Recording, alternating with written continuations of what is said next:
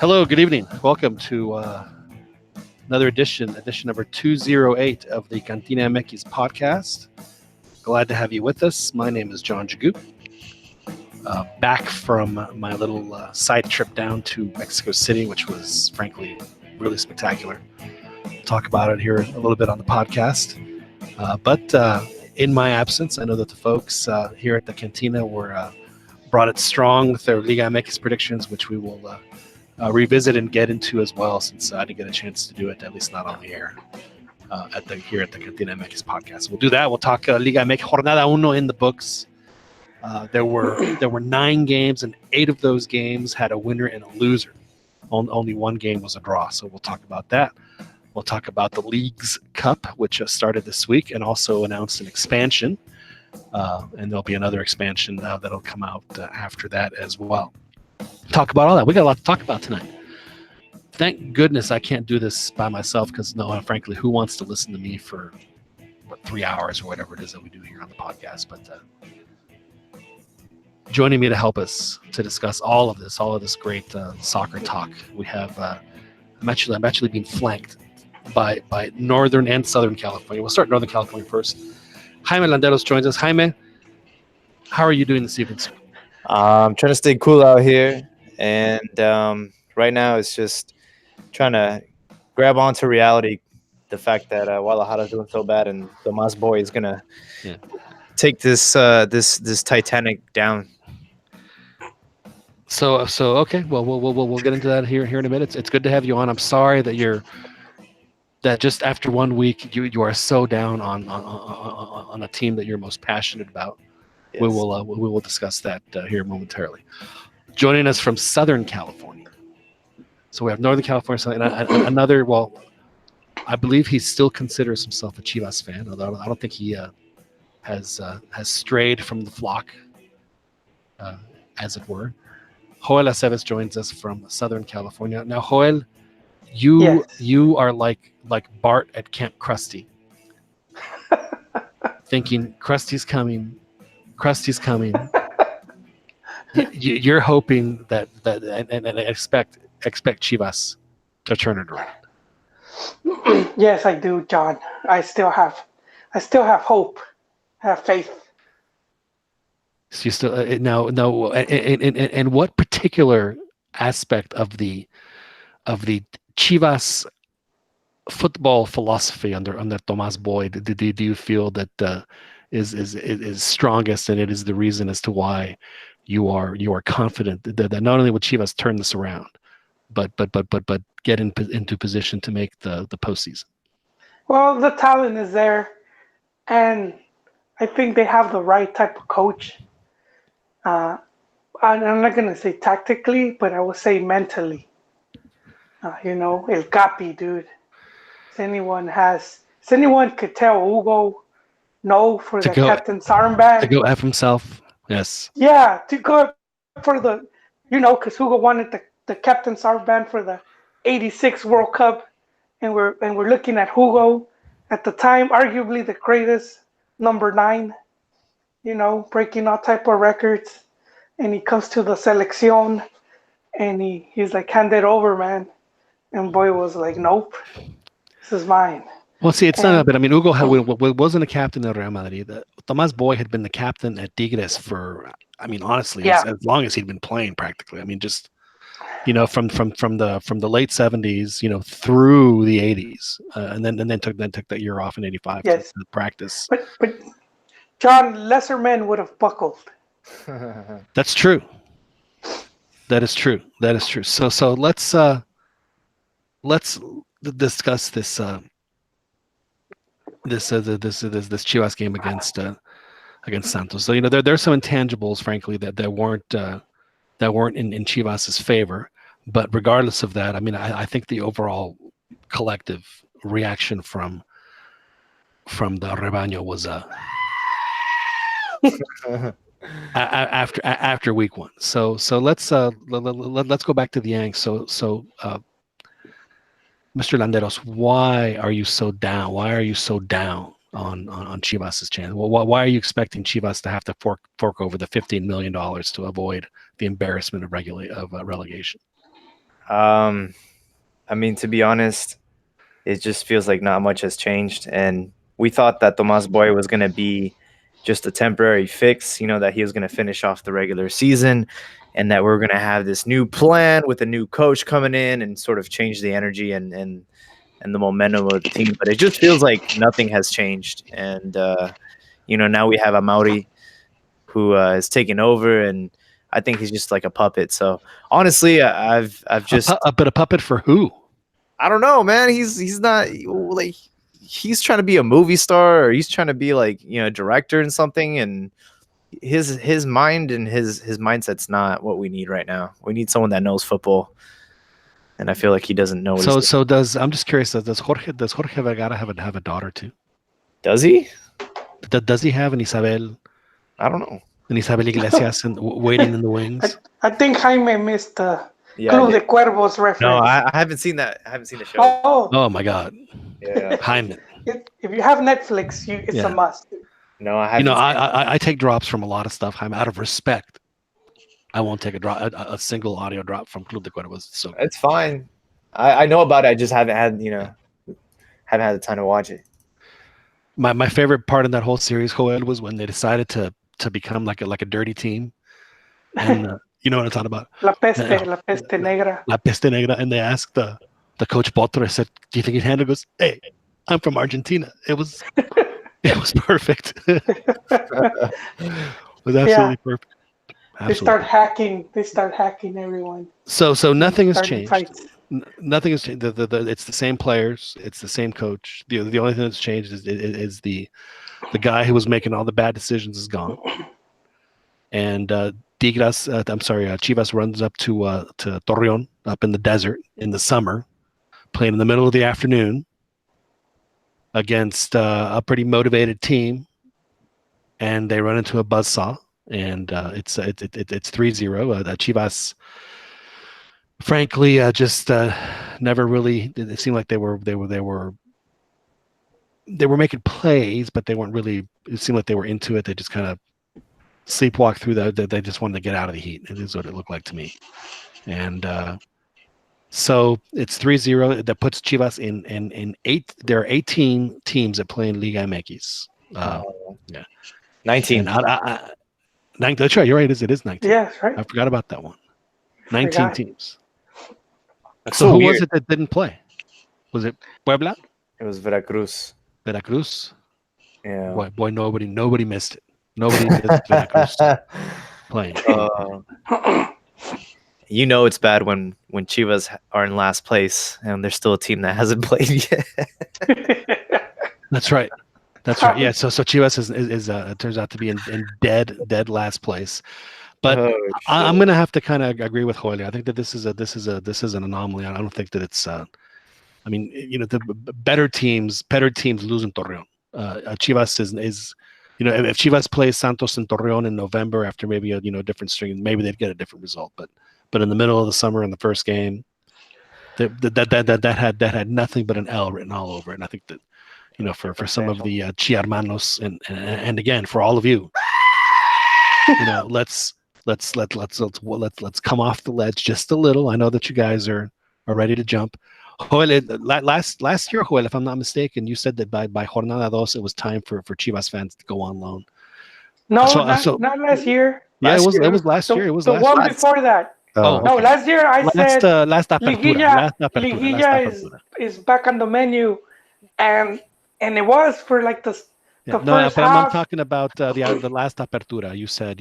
Oh yeah. It was in the cards. That's right. So you wrote off Chivas before you wrote off Chivas, Joel, before the month of August even started, and they end the tournament at Christmas time. Yeah. My question then is to Jaime. Jaime, it's Jornada 2. If Chivas do not win, is it time for Chivas fans, in your opinion, to go on loan and root for another team for the rest of the tournament? I'll never do that. But it is tough to see my team lose 3 times in 4 days, because they played on Saturday with Benfica, got ragdolled. Then they go to, Torreon, get ragdolled. And then yesterday or Tuesday, or I forgot what day it was, they played Athletic Madrid. Right. And it's just like, I think they lost in penalties. So it's like, man, I'm just tired of losing. But uh, Well, when was the last time Chivas actually won a match? Like, that's a good trivia question. They beat Leon. Oh, they did beat They Leon. they beat Leon in in the last game of the season. That's right. That was yeah. what gave all the. Well, not really. Let's be honest. There's never optimism for Chivas fans. It's There was always little. It was very little optimism, but this is where I think the FO messed up, and it was with the preseason and scheduling games against teams that are not only stronger than Chivas, but like just overall better. It just was a really bad move. yeah. So they You know, lost. They lost. Let's run down the list. Joel. They played Boca and lost. They played River and were frankly embarrassed. and River, and we gotta say something about River because River has El Muñeco Gallardo, and he's arguably, I would say, top five coaches in Latin America right now. Sure. Yeah, he's one of the best ones out there, and he's been. So your list, you have Muñeco, you have Chepo. Who else is on the list? Let's not get off track, but but Muñeco is right now. He's on the road right now to be one of the greats. Two Libertadores already. He's won so much silverware for River Plate. Gun to your head, Joel. They fire Tomas Boy. It comes down to Gallardo or Chepo, and they call you and say, no, Joel, who do you pick? I picked Chepo. Gallardo is going to Europe, man. No, none of this. But let's not turn this. As you were saying. No, it just if Chivas is a dumpster fire, the preseason was the FO just adding kerosene on top of it. Right. And it's like this they obviously went for the cash grab, but they did more damage. That's how you know that the FO, they're not thinking straight. They're not planning the season right. They didn't have a preseason at all because and like you said, they played five. I'm guessing all five of those games weren't in Guadalajara, right? They were in the U.S. Yeah, and that's the other thing that fans should take into account: the whole traveling. It seems easy, but Mexico traveled less in the Gold Cup. Mm-hmm. No, it's you bring up a lot of valid points, Joel, and so and then and on top of that, on Tuesday, like the players that played on Sunday played on like half of them played on Tuesday, right? Yeah, and you kind of have to, Well, yeah, because otherwise you'll get blasted like DC United got blasted by Olympique 8-1 in the preseason. In your house. A lot of the Chivas hermanos were saying that they were expecting double digits against Atletico. And see, no, I'm sorry. I know that I don't want to overuse this, but let's pump the brakes a little bit. They probably would have lost like maybe 5 or 6. Come on. Yeah. Double digits. Gotcha. But they were expecting Chivas, and but they held on. So they lost in penalties, but at least there was some progress. And it wasn't like it was like one of the typical July nights in Texas. It was like it was like in the low 80s, high 70s. So it was a very pleasant evening for for a game. And this is like also like you talked about going into Santos, and that team has been one of the cocos for Chivas, man. Well, let me ask you this, Juan.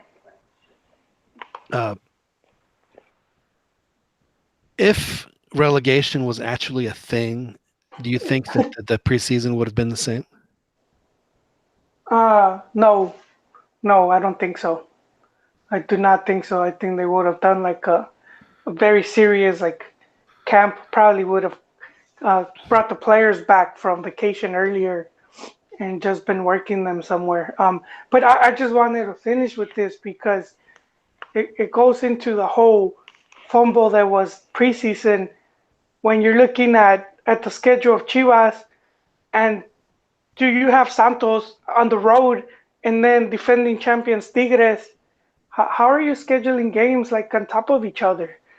And you have that such a tough schedule just going in. It just shows that the front office is just. They're just trying to get as much money as they can, man. Well, are they doing it because they need the money? I mean, maybe they don't have the 15 million it's going to cost or whatever it is to avoid relegation. Nah, it wasn't. I Maybe think it's it's their 6. relegation piggy bank. They It can was sell 6. JJ That's what I was Mack. gonna say, man. That's what I was gonna say. But you know what, guys?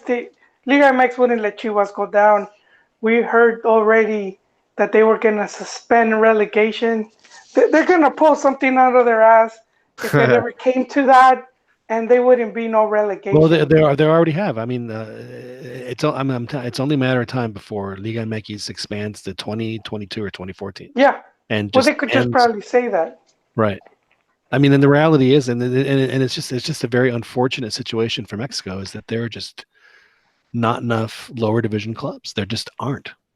Well, I mean, there's clubs, they just don't have money. Right. And it's it's just an unfortunate development. Mexico City That correct? has what 25, 27 million people, whatever it is, and they should have like 15 clubs in Mexico City. There's 3. How many clubs are there in London? There's a shit ton, Oh right? yeah, exactly. In the dozens, In Buenos Aires too. Yeah, in Buenos Aires, I've seen Buenos Aires. There's a picture of one stadium. I forget who plays there, and then right across the street is their arch rival stadium. Yeah. Like right across the pond. Yeah, It's like Everton. They just announced a stadium that they're building, and people forget they're from Liverpool. So right. Goodson Park, I think, is like a stone's throw away from Anfield. It's like less than a mile away from each other. Well, I mean, the three clubs in Mexico City are within kilometers of each other. I mean, they're all in the southern part of town. I mean, there's, again, there's 15 million people that live north of the Angel, and nothing. Yeah, it makes no sense at all. Look at London. You got Arsenal, Spurs. You have Chelsea. You have West Ham. You have West Crystal Ham, Palace. I mean, just Crystal go down the list. Palace. Yeah, it's just like Charlton Athletic, Tottenham, Fulham, Millwall, Queens Park Rangers. Millwall. Yeah, I mean, just go down the list. A bunch of. Well, Mexico isn't as big of a soccer country as England is. Also, there's other factors, social factors that have to come into play.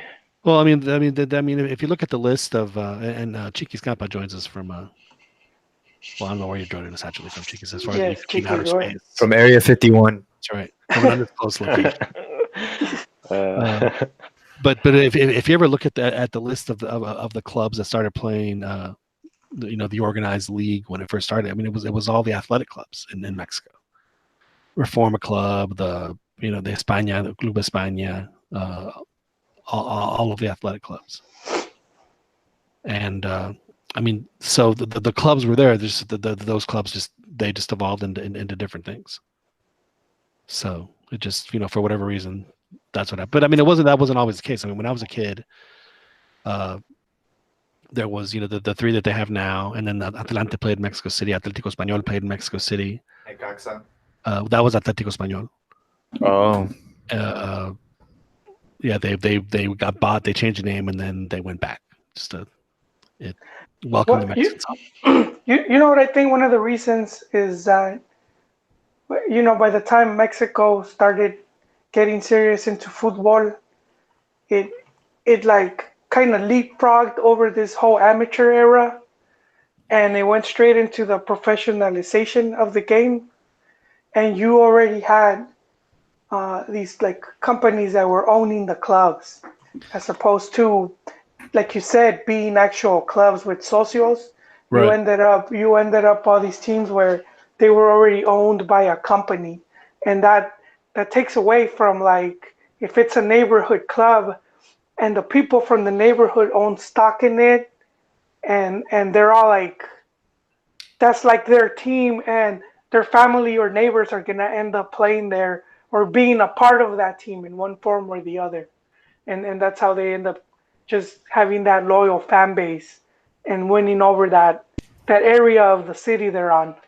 Just think, Joel, if you guys had that in your neighborhood in Los Angeles, where that Americanista lived behind you, you guys would have rooted for the same team. There wouldn't have been so much animosity between you guys. Yeah.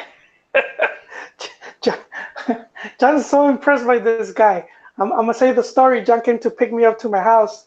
We were gonna go to the Coliseum or Mexico Molero, and he had to go into the side street, and my neighbor, he had a big America flag and his steps going up painted in blue, and in the sidewalk he had the America logo with his house number. John, you missed the truck. He has a truck that it's all like America out. Well, I would hope so. I would hope that it would have, the America sheets, America curtains, the Yeah, America shower curtain. I wouldn't. Yeah. And then you got the traditional Calvin and Hobbes sticker peeing on a Chivas logo. Well, see, I see, but a good Chivas fan wouldn't buy that because when you buy that, the proceeds go to Chivas. They don't go to anybody else. So then all you're doing is supporting Chivas when you buy something like that. No, but yeah. So it was, if you guys have this neighborhood club, then you kind of have the neighborhood club now because it's LAFC. So now both of y'all can be LAFC fans and not want to. And I mean, I'm the LAFC is what a mile from there, Joel? From my old living quarters? Yeah. Yes, about 2 miles. 2 miles. Yeah. So that's the new neighborhood team? Well, yeah, and they did a very good job of like reaching out, So they've already gotten way more fans than the Galaxy. Oh yeah, no. I mean, and there was this like about before the previous Tráfico, which is what they call their Clásico. They had this bit of a man. I'm at a loss for words again, but Galaxy front office had to cancel a bunch of tickets because it seemed like a lot of LAFC fans had found some way to buy out tickets from youth teams, I guess, that they gave them to the youth teams. No, what happened was LAFC just bought tickets, even in the non-LAFC supporter section. They just went on Ticketmaster and bought tickets or whatever. And unfortunately, the front office of Galaxy, they canceled just like a bunch of tickets. And some of those tickets, like you said, belong to like youth teams. So yeah, I don't know. They just didn't want to be outshone in their own. Yeah, they used, and when I used to cover Chivas USA, and they had a Legion, like the actual, but they were Chiva, but they will go to the Chivas USA games, and they had that one section behind the goal where the little mound is. Mm. And dude, they would dominate when it came to like just making noise and everything. They would just completely. Is that kind of supporters group, Joel? Is that more of a instead of which one? The one you were talking about, the Legion. Oh yeah, no, there's a lot of Mexicans. They were a bit of a rowdy group, man. They were like ultras, because I remember they would always start fights, and they try to do that thing that's very common in Latin America, the whole stealing the trapo. So they'll go run up on the other supporters and they'll steal scarves or whatever they have, and it's like scalping, Right. But it's like, dude, you're doing it here, man. Come on. How is this anything to be proud of? Indeed. Did the people even notice that hey, my scarf's gone? What happened? Did it fall? All right. So so short-term outlook, Joel, for Chivas. Short-term outlook, Joel. It's man, it's so difficult when I look at the Chiva. I look at the Chiva crystal ball, man, and we got Tigres, then we got Puebla. Yeah. Then we have a LigaMX game with Atlético San Luis, then León. Yeah, I mean, first 5 games, it's just I don't know. Yeah, the Tigres game, coming out of a defeat, and then another one. Let's not underestimate how much Tomás Boy hates Tigres. Even after being far and away their biggest symbol, and now he just don't want anything to do with him. I would pay to okay. go see Tuca fight Tomas Boy. I want to see that. I would pay money. And then either Tuca has to shave his mustache after, or Tomas Boy has to shave his head. I just want to see some shit like that go down. So how many weeks then, Joel? I mean, I guess I could let me rephrase the question if you want. How many weeks do you think you would need to see the improvement then? In other words, by what week are you like, okay, this is just a lost cause? Well, the improvement would have to be right now to stop the floodgates, because you can't lose 3-0. So even if he's not winning, he still needs to get some points. So, for example, in Matias' first full season with Chivas, he did not get a win until match week 8. And then he lost right after that against America. And then there was a whole trophies breakout when they beat Monterrey. And then the team took off and they ended up qualifying. So who was the catalyst then, Joel, of that entire of that? So when Chivas won the championship, who was the player then, Joel, that lit the fuse? Well, when it was, they had Pulido. Yeah, but Pulido and they had Gallito too, and they scored It goals. Pizarro, man. Pizarro. Yeah, Pizarro as well. Trophies was in the bench, John, if you were expecting. Come on, Joel. Trophies to be. Even Brizuela, right? They were both benched. So Brizuela all was of those benched guys, in all of the those guys final that match. you just mentioned, all of except for Pizarro's gone and Gallito's, all of the other ones are still there, correct? Everybody's gone. Gone. As If you look at the championship team, everybody's gone. Goalie's gone. Defense is gone. Brizuela's the only one that's like still. No, Alanis is there. Alanis is back. Oh, now he's back. That's right. But yeah, I mean, Gallito was influential in that. So if Chivas somehow manages to beat Tigres next week, how many Chi hermanos have will have gone from the screaming to the No, I think they're gonna be very skeptical. They do not like Tomas Boy at all. They say he sucks. I don't think he sucks. I'm not gonna say he's a top coach, but he's also not the worst. He's he had his glory days with Morelia, where he reached the final, and he played, I believe, 2 semifinals with them. And then he rescued Atlas from relegation, which is kind of impressive, seeing how bad that team is. So he's not that bad. Historically bad. Yeah, people make it, but they forget like how the FO has made it more difficult for boys. Like they didn't exactly bring them good refuerzos. My comparison of Chivas is like a beautiful woman whose face is on fire, and then the only thing the FO gave Tomas Boy to turn it off was a wet brick. And it's like, it's ugly, man. It's getting ugly, but it's like, whose fault is it, man? I'd be skeptical. This is a team that won the first 3 games of the season last year. Sorry. I'll go ahead. No, I was just gonna say the whole beef that Chivas fans has with Tomas Boy is when he went on Picante and said, they have a loser mentality, and then that sound clip that you're playing, John, is the perfect description of what's going on. It's just a bunch of whining and hate. You're referring to this just because of that they got that one.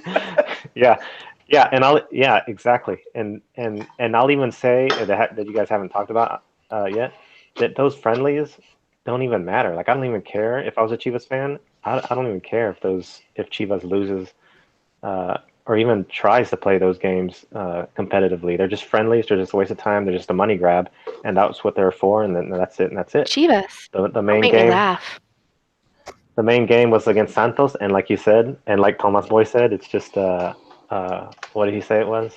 A blip. A blip. Yeah, that's all it was. and they could do very well, coming up potentially. But I don't think Thomas Boy is is the culprit.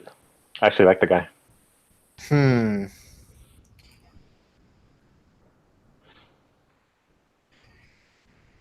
Well, we'll see how that plays out this week. With Chivas plays Tigres, who the defending champion Tigres, if I'm not mistaken. So we'll see how that plays out for them. Let's talk about Gio. Giovanni Dos Santos making his America debut in Houston last night. How appropriate for Gio that he makes his debut in the U.S. And how appropriate that him and Marchesen end up hugging each other, Well, sure. No, I mean, Giovanni. Because did they have beef? Remember they had beef? When Marchesen was, I think he was at Santos. Oh, borracho. He called him like drunk, right? And he pointed at him and he like did the little hand signal, like borracho. Yeah. Yeah. Oh yeah. It's funny, man. It's like the universe brought them, together. It's well, I mean, Giovanni is he's as there was only one team he could play for in LigaMX, and it was going to be America. It's where his dad played. It's where, I mean, he's been quoted numerous times. I think the only one that may have had a chance was Monterrey, just because he was born there when his dad was playing for La Raza. But as far as LigaMX teams, it was only going to be America, and he gets the. No, he didn't kick the fifth penalty. It was a seventh kick, so he was like, third runner-up. And actually, Marchesín even pointed, if you're watching the game, according to the announcer, Marchesín was going to kick it, and Giovanni was walking down, and Marchesín, wait a second, no, you take it, you kick it, and somebody on, I forget which one of our chats asked how you take penalty kicks, and what Giovanni did, it was exactly how I used to take them when I was younger.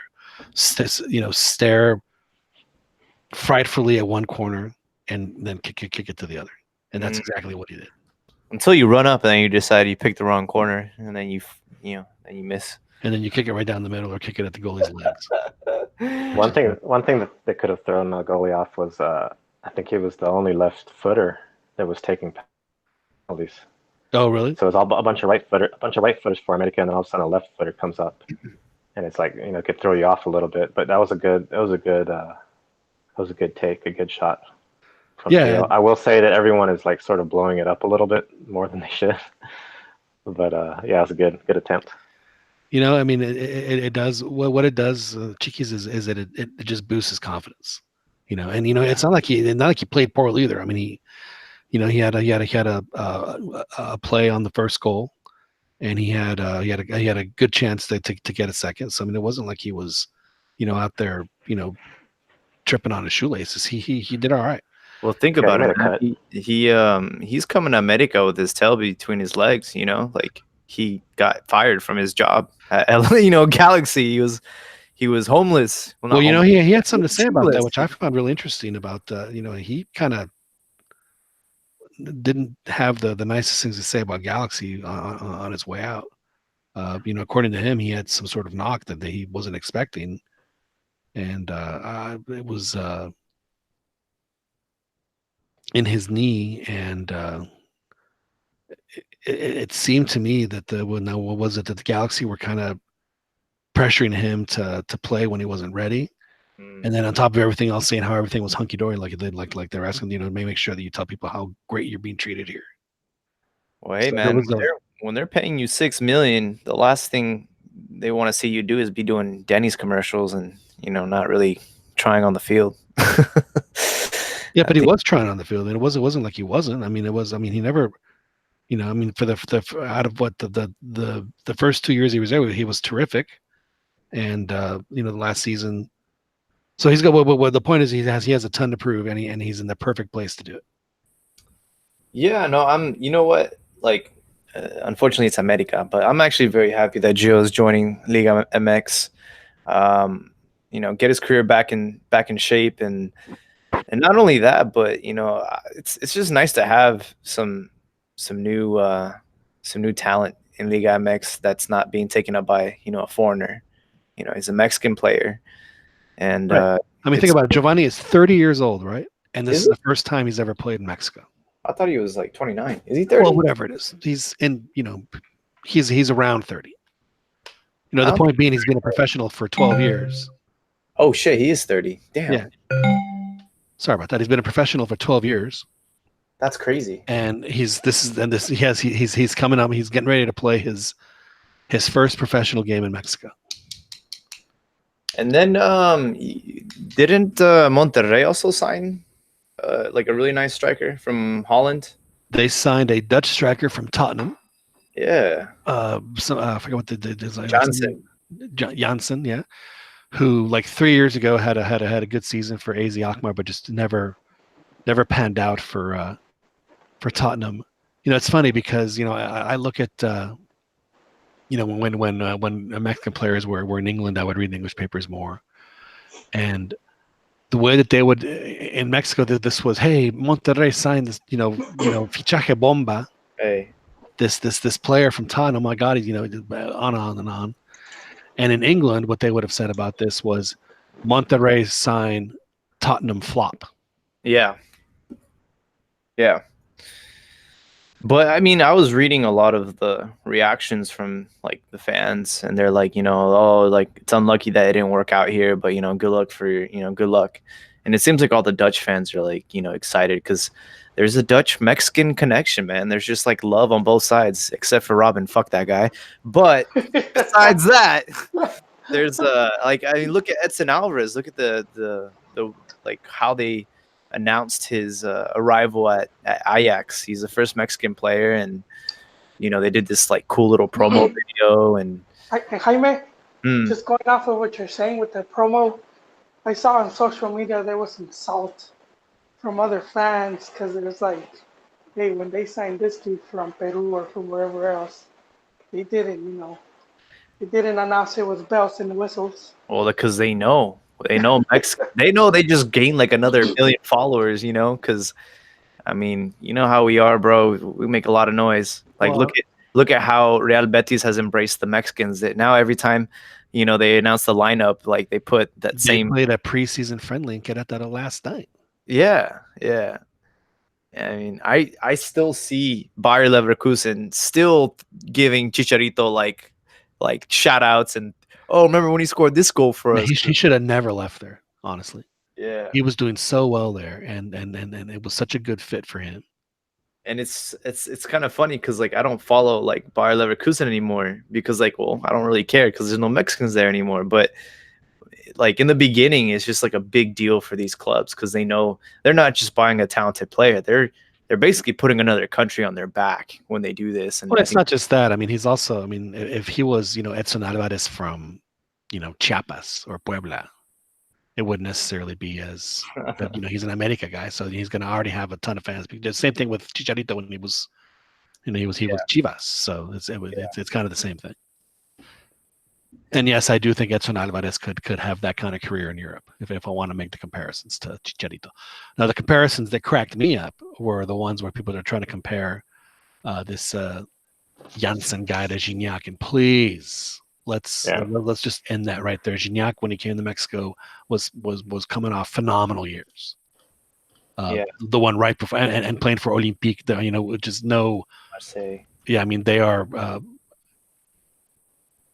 The most successful team in Liga, at least until what happened at PSG. So that was a big team, and he was. I think he was like the second leading scorer the season before he went to Liga. So he came at the absolute peak of his career and has delivered. This Janssen guy, unfortunately is an unknown quantity. Can he play well at Monterrey? Sure.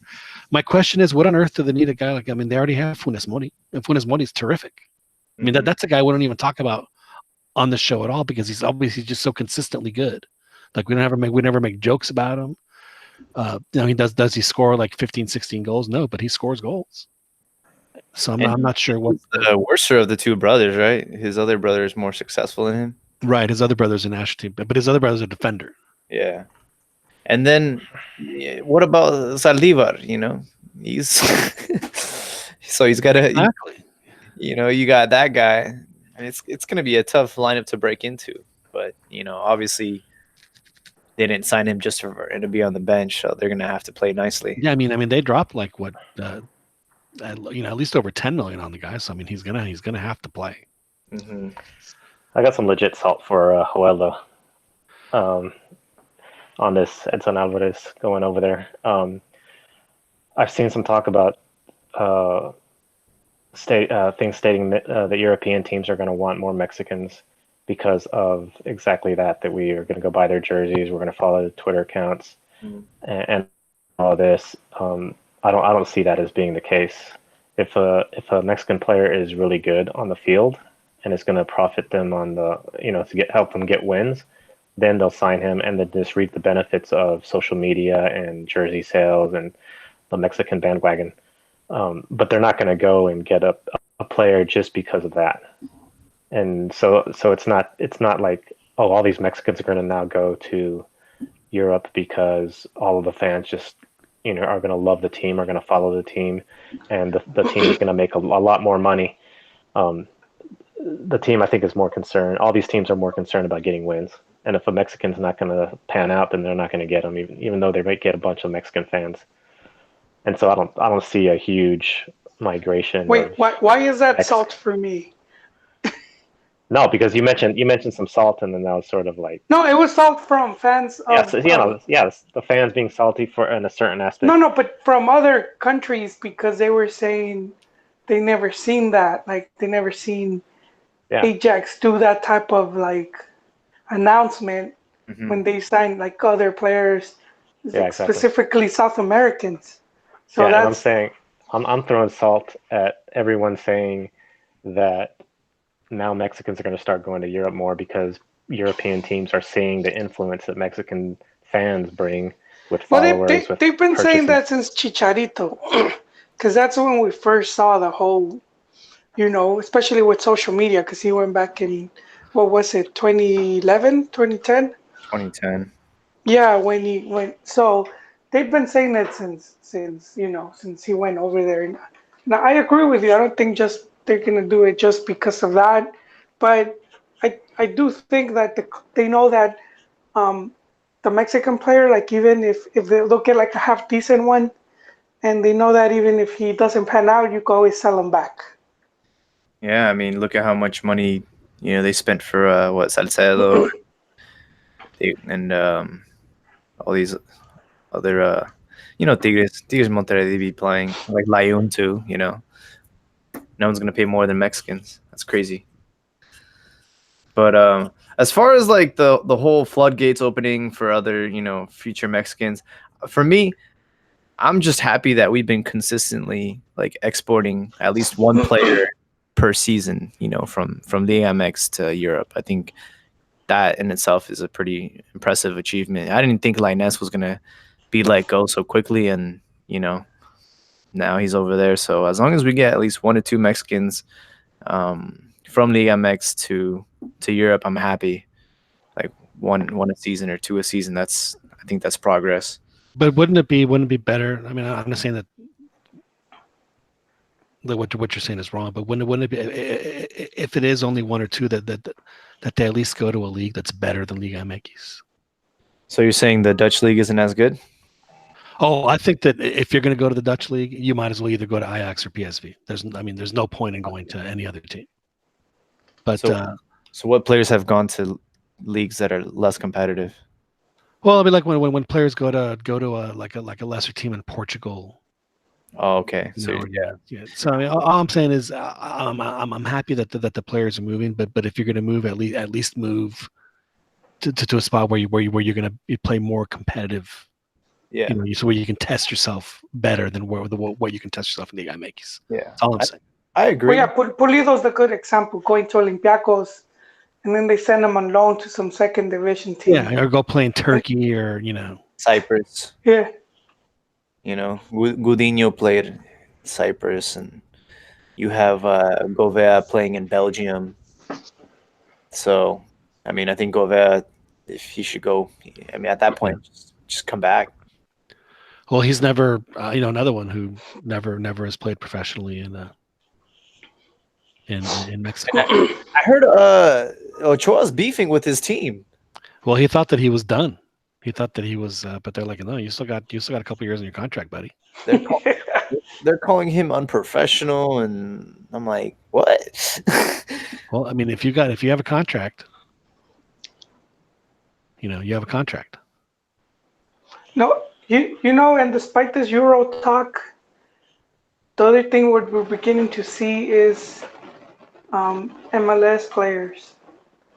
And I know a lot of Three fans do not like this, but MLS players. What do you mean? well, we had what's his face? He was the whole Gold Cup. He won the position. God dang, Antuna. Galaxy guy, man. Antuna. Yeah, Tuna guy. Yeah, see, and now there's talk that Tata's gonna cap Efrain Alvarez. He's gonna have He's to do gonna it cap him quick. to the senior team. Well, good. He should. I have no. And He's what, 17, 18? He's really young. yeah, and I still think that if Marquito Fabian he's been scoring some golazos here and there. I think if he regains his form, I'll see him getting called. And and Jonah, I'm pretty sure Jonah is gonna be part of all of Martino's process. So we're gonna be seeing a team heavy of MLS All Stars. There's going to be more MLS players. There's going to be more MLS players than LigaMX players on the Mexican national team. or the Euro player. There's also this one kid. He's pretty good. He's part of the MLS All Stars. He goes by Carlos Cando. I heard he's pretty. Oh man, he's Charles No, that Kendall. guy's done. He's done. No man, come on. If he's done, I think that's exaggeration, man. I don't see MLS making impact. I don't see Efrain Alvarez. It's just a fad, man. It's like the flavor of the week. There's this another guy for LAF's the Galaxy. Chiquis, he played last night. Araujo. You don't listen to our podcast, Chiquis. I'm insulted. Well, yeah, I know, and I've been disagreeing with you guys on this certain aspect for a while. Like there is the hype of Efrain Alvarez. The proof is what happened in the Gold Cup. I think it's circumstantial. The whole but you got to take advantage of Antuna those success. opportunities. Yeah, exactly. Things happen, but you have to take advantage of that. You have to long term. Exactly. I agree. The opportunity was there.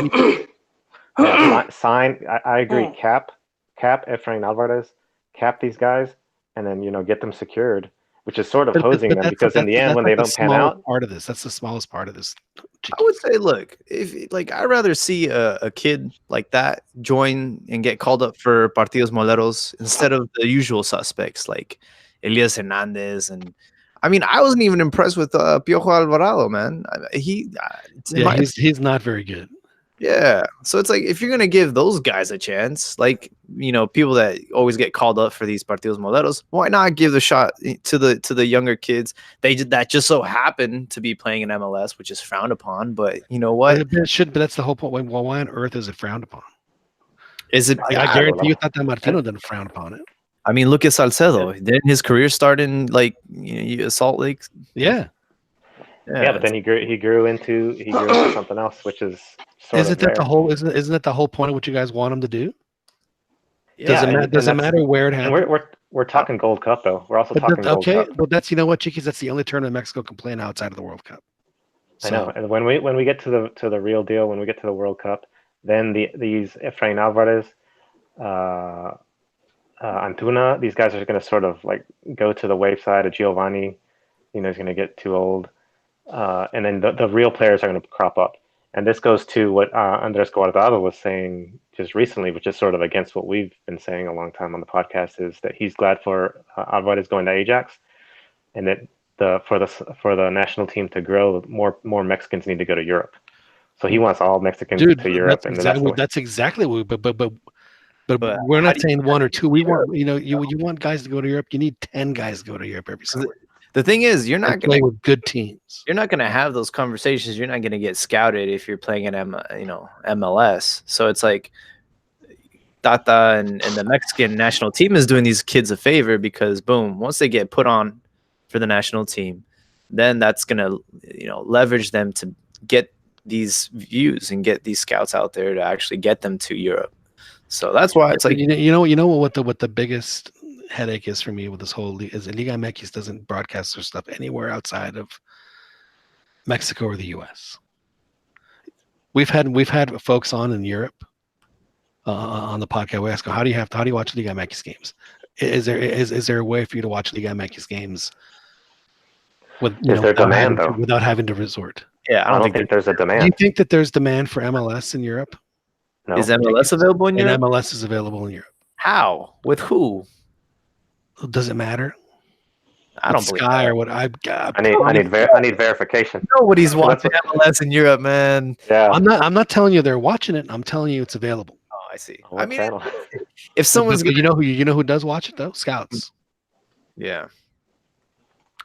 I think that I mean, there's ways to watch those games, like LigaMX games. Like Well, of course, yeah, but my point is that Liga MX does not make their games available to anyone outside of the U.S.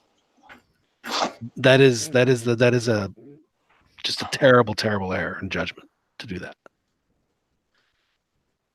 I need verification from someone that MLS is on is viewable on some channel. What do they have? Canal Plus or whatever in Spain or something. Yeah, on Eurosport or yeah. I want verification if anybody's been to Europe. the time difference. They're 8 hours ahead. Dude, but They're not going to be watching these games live. I'm not saying it's that they're on live. I'm saying that the MLS is shown in Europe. Yes, there's people can watch MLS games in Europe. I'm not saying that they're live or tape delay, whatever it is. They can watch games. I see. Well, now there's going to be more and more So demand it is available because now Johnson is playing in Liga MX. You know, so now I'm sure there's going to be a lot of Dutch people. I was thinking about this because we talked about this way back when Gignac was when he first came into Mexico about would this mean that more European players would come over, and we have seen a few. No, I mean not that many, but we've had 4 come over. Maybe we've had a few. Actually, who was that other Frenchman that joined Tigres? Taylor or whatever it was. Yeah, he did not. Delorto. And then the guy that America signed, when he played decently, but he just kept getting hurt. Poor guy. Jeremy. Yeah, and then the Atlas guy. He's back though, isn't he? Is he back? Did he finally? Yeah, I think he's trying to some go. really good goals. Yeah. Oh well, there you go. So he's back. So let's see how that pans out. And I mean, but again, for the 3 years he's been there, he's played like 5 games. He just hasn't played that much. And Atlas has the English guy. Do they still have him? I don't know if he's there or not. So we get this Janssen guy coming over, and I do think that Liga MX, I think they have the pay and they have the competitive level where I do think they could bring in some players in Europe that have a decent name that if they fall out of favor or whatever it is, or if they want to go in a different direction, sure, I think it would be outstanding. There has to be a give and take, and I think that would that would certainly help the league too. But as far as Mexican players going to Europe, yes, I think that's absolutely has to be they have to have, but it's not just having 8 to 10 guys playing. They need to have between 50 and 75 Mexican players playing in Europe in the top leagues. Period. I find that very hard to happen. That's what needs to happen. Because that's why it's just quick. That's why it's important to have more players in MLS. Exactly. And so we just went full circle, gentlemen. We've been saying this. We have been saying this for how many years, Joel? Why? Man, since Why more we players in started the MLS? podcast, because they could springboard from MLS That's to right. Europe. Why can't they springboard from Mexico to Europe? Because it's usually it's easier. It's Bro, he's easier been from sleeping. MLS. You're gonna have to take out the crayons and draw this out for Chiquis, bro. I don't get it. I don't get it. The only exports I see from MLS go to like second division Belgium teams, and that's been the whole history for the US nationals. We want more Mexicans in Europe, yes, right? That was the premise, right? So let me ask you: if it's a numbers game, wouldn't it be better to have as many Mexicans playing as possible? Yeah. And if there's a league, remember MLS, how many teams are they expanding to? They're going to expand to what they want to be 28 teams. They're at 24, so 4 more teams. There are 28 teams. There are 19 teams, maybe 20 teams in Mexico. There's 28 other teams playing just a little north of where you live.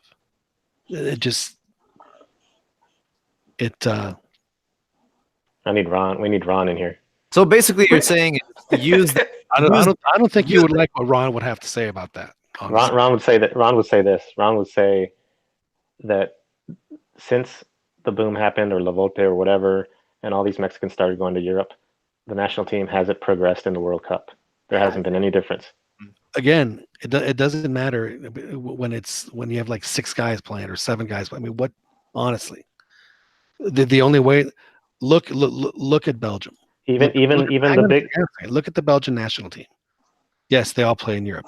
Look at where do their best players play? Where do Belgium's best players play? In a single league, probably in the majority league, or maybe even a majority team. Honestly, the problem is this. Are you guys serious? This is we talked about this with Germany. When Germany won the World Cup, most of their players played in Bundesliga, or even like in one of their teams, and so they had a more cohesive. They knew each other better instead of being scattered all over the place. I think Ron made the comment where the Brazils and Argentinas have players all over the place, even some in Argentina, some in Europe, and in different places in Europe, and then they come together and they're like, "Who are you?" and they don't know each other very well. Whereas like these other European teams have all their players close by, or maybe a majority in a single league or in a single team, they're able to gel together a lot easier. Yeah, but the problem is like our region isn't as competitive, and even if you make LigaMX like a superpower or whatever, a super league, it's already a top 10 league in the world. I mean, look at what happens like with the CONCACAF Champions thing. Like, we beat these MLS teams too easily. It's like, even if you make our league super competitive and you keep everyone in the same country that end up playing for the national team, we're not going to progress. That's where I think Libertadores needs to come in, because they need to be pushed harder in the club level. I think Libertadores would. Yeah, but you guys are not understanding. That's not going to happen. I mean, with enough money, it will. Okay, yeah, so that wouldn't happen. Another thing I would say, that wouldn't happen is Mexico needs to go to CONMEBOL. And maybe like Juan was saying, we don't qualify every now and then, but they need to go and push themselves. That's not going to happen either. That's not going to happen. You know what else is going to happen? What's with the hypotheticals? Hey, but you guys are talking it also, like the hypothetical you guys are saying is that Mexico needs 50 players in Europe, which I think Jaime said that's probably not going to happen either. It's not going to happen, and I don't think that's like the right solution either. I think it's like you make your league competitive. You export the players that are clearly like they need to be challenged more, and they go to clubs where they're actually going to be like playing week in and week out. And right now it's been. So you'd rather have a guy go play at Strumpf in the Belgium league? No, hell no. And we take like, I mean, what we're doing right now is fine, right? we're exporting like Edson Alvarez. He's clearly like needs a challenge, and he's going to a club that you can tell has the right intentions. I thought it was going to be the same thing with Lainez, but he chose Betis over Ajax. I think he would have had a better career if he would have went to Ajax. But we just need to like work with clubs that obviously want to invest in and have a well thought out plan, with our players. Not like what happened with Chelsea and Davila. That was just like the worst. Now he's in. I mean, the same thing happened to Antuna. I mean, Antuna belongs to Manchester City. Where was he before? But they bought him with the intention of never, that's what some of these clubs do. They just, buy guys with the intention of, that they're just never gonna. That's kind of what happened to Ulises with the whole Chelsea thing. Chelsea was never gonna. So he was from the Santos Academy, and then Man City bought him. Okay. Yeah, and they've loaned him out to Groningen and now to Galaxy. Okay. So, Yeah, it's I don't know, it's tough, man. And the biggest problem is like our national team is a business. It's no longer about the sport; it's a business. So once you factor in like corruption and all this, it's a hot mess. Okay, so how many outside of Chivas, they have what the 9-9 rule, whatever it is. So how many for like in a typical team, there's they have the 9-9 rule, so they have 9 foreigners suited out. Out of those 9 guys, how many of those guys start? Out of those 9 foreigners. I mean, didn't Cholos just play with like 2 Mexicans the other day? Okay, so let's say on the average, there's like maybe we would say about 4 Mexicans. So there's 4 times 18 is 72, right? And then Chivas, you add their 11. So in LigaMX, there's only 90 Mexicans playing on a weekend in their own league.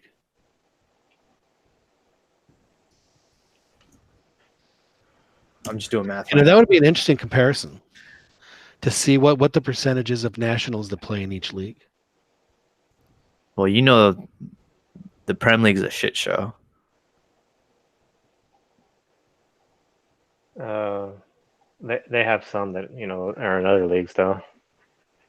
Because I feel like Prem League and probably La Liga are probably the ones that are most diverse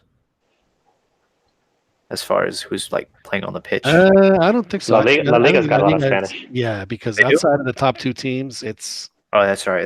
yeah. I mean, they have their that's They're I Spanish guess heavy. maybe the top 5 That's why teams. That's why they're world champions and England is mediocre. Well, no, Spain is world champions because they had 2 once in a millennia midfielders that happened to come up, fucking grew up playing together. But their whole team. How amazing is that? That still blows me away. That those 2 guys came together the way they didn't play for as long as they did with each other, at both places for however long, and we're just, I mean, they're just outstanding players.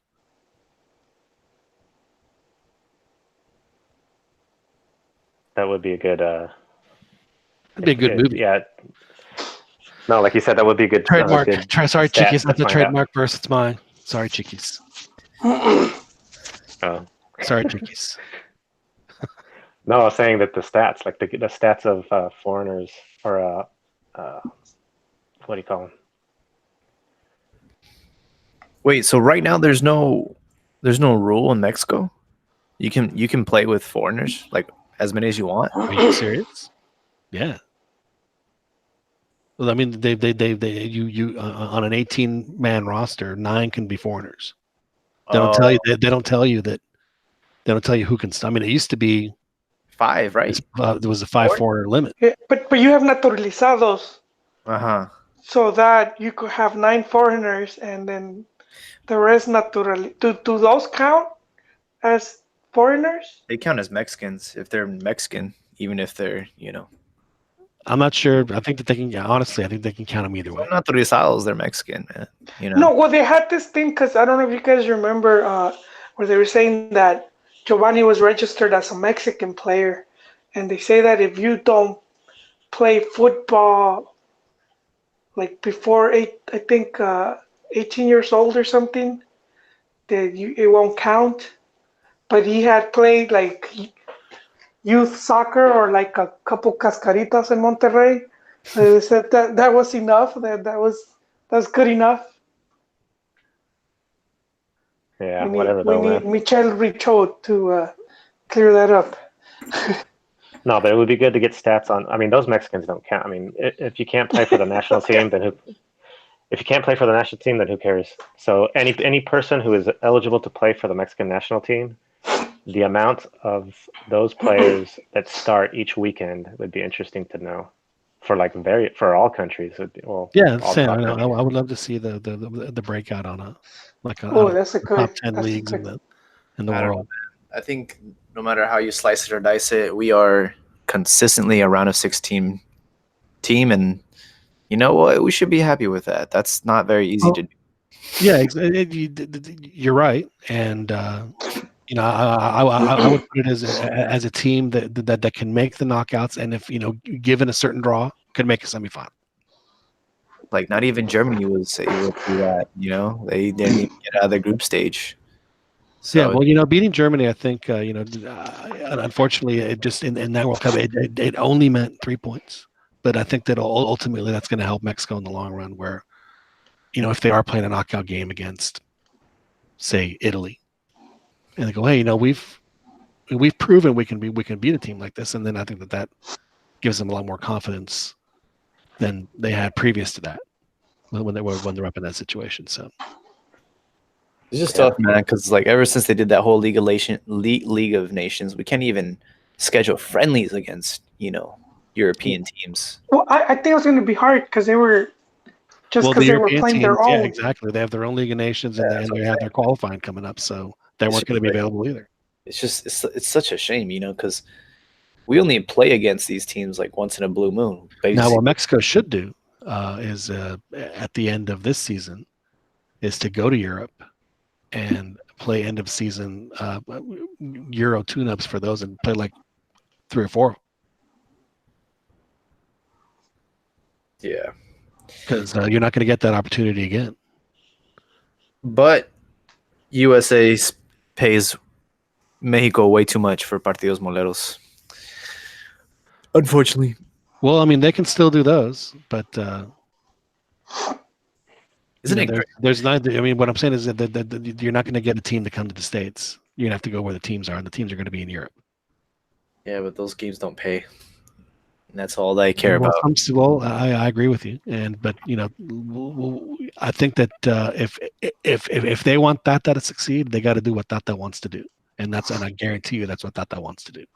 Well, they got them good games so far. Argentina, right? We got Argentina in September, right? In San Antonio. Ooh, that's going to be a rough field. We've brought the Copa America.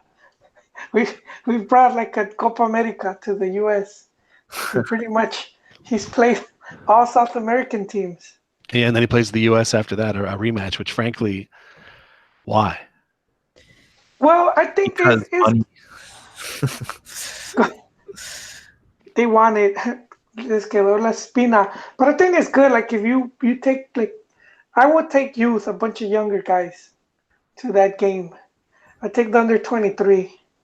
That's not gonna happen. It's a FIFA friendly, right? It's like if it's a FIFA date, then yeah, they're gonna bring the full squad is coming back now. Because, that's gonna happen because it'll be Chicharito and Herrera. Yeah, FMF supposedly already fixed. And hopefully Charlie Candle. Yeah. Okay, didn't Tata say that he's Vela's like? He did. He said something like I don't know if he was like totally discarded. I know he Tito was. No. I know it was recently after the discussions because he went to talk to Vela at Starbucks. Yeah, that's right. And then after that, it was like, okay, I don't know if he said he was done just for Gold Cup or he's done like forever. No, I think he said that he's retired from the team. Oh, really? Yeah. He's like everyone's available to me except this guy. Yep. Man, what did he tell him? Until he's What did he tell him, man? Bella, man, what happened, man? Well, it came out. Vela did even say, he said it's time for the younger players to get a chance. Yeah, he's like, I think Vela said, I don't want to play a World Cup at 34. Oh, because he said if that means that means that I think as Chiqui said, essentially his point was if I'm playing at 34, then Mexico's got problems. Was the gist of what he was saying.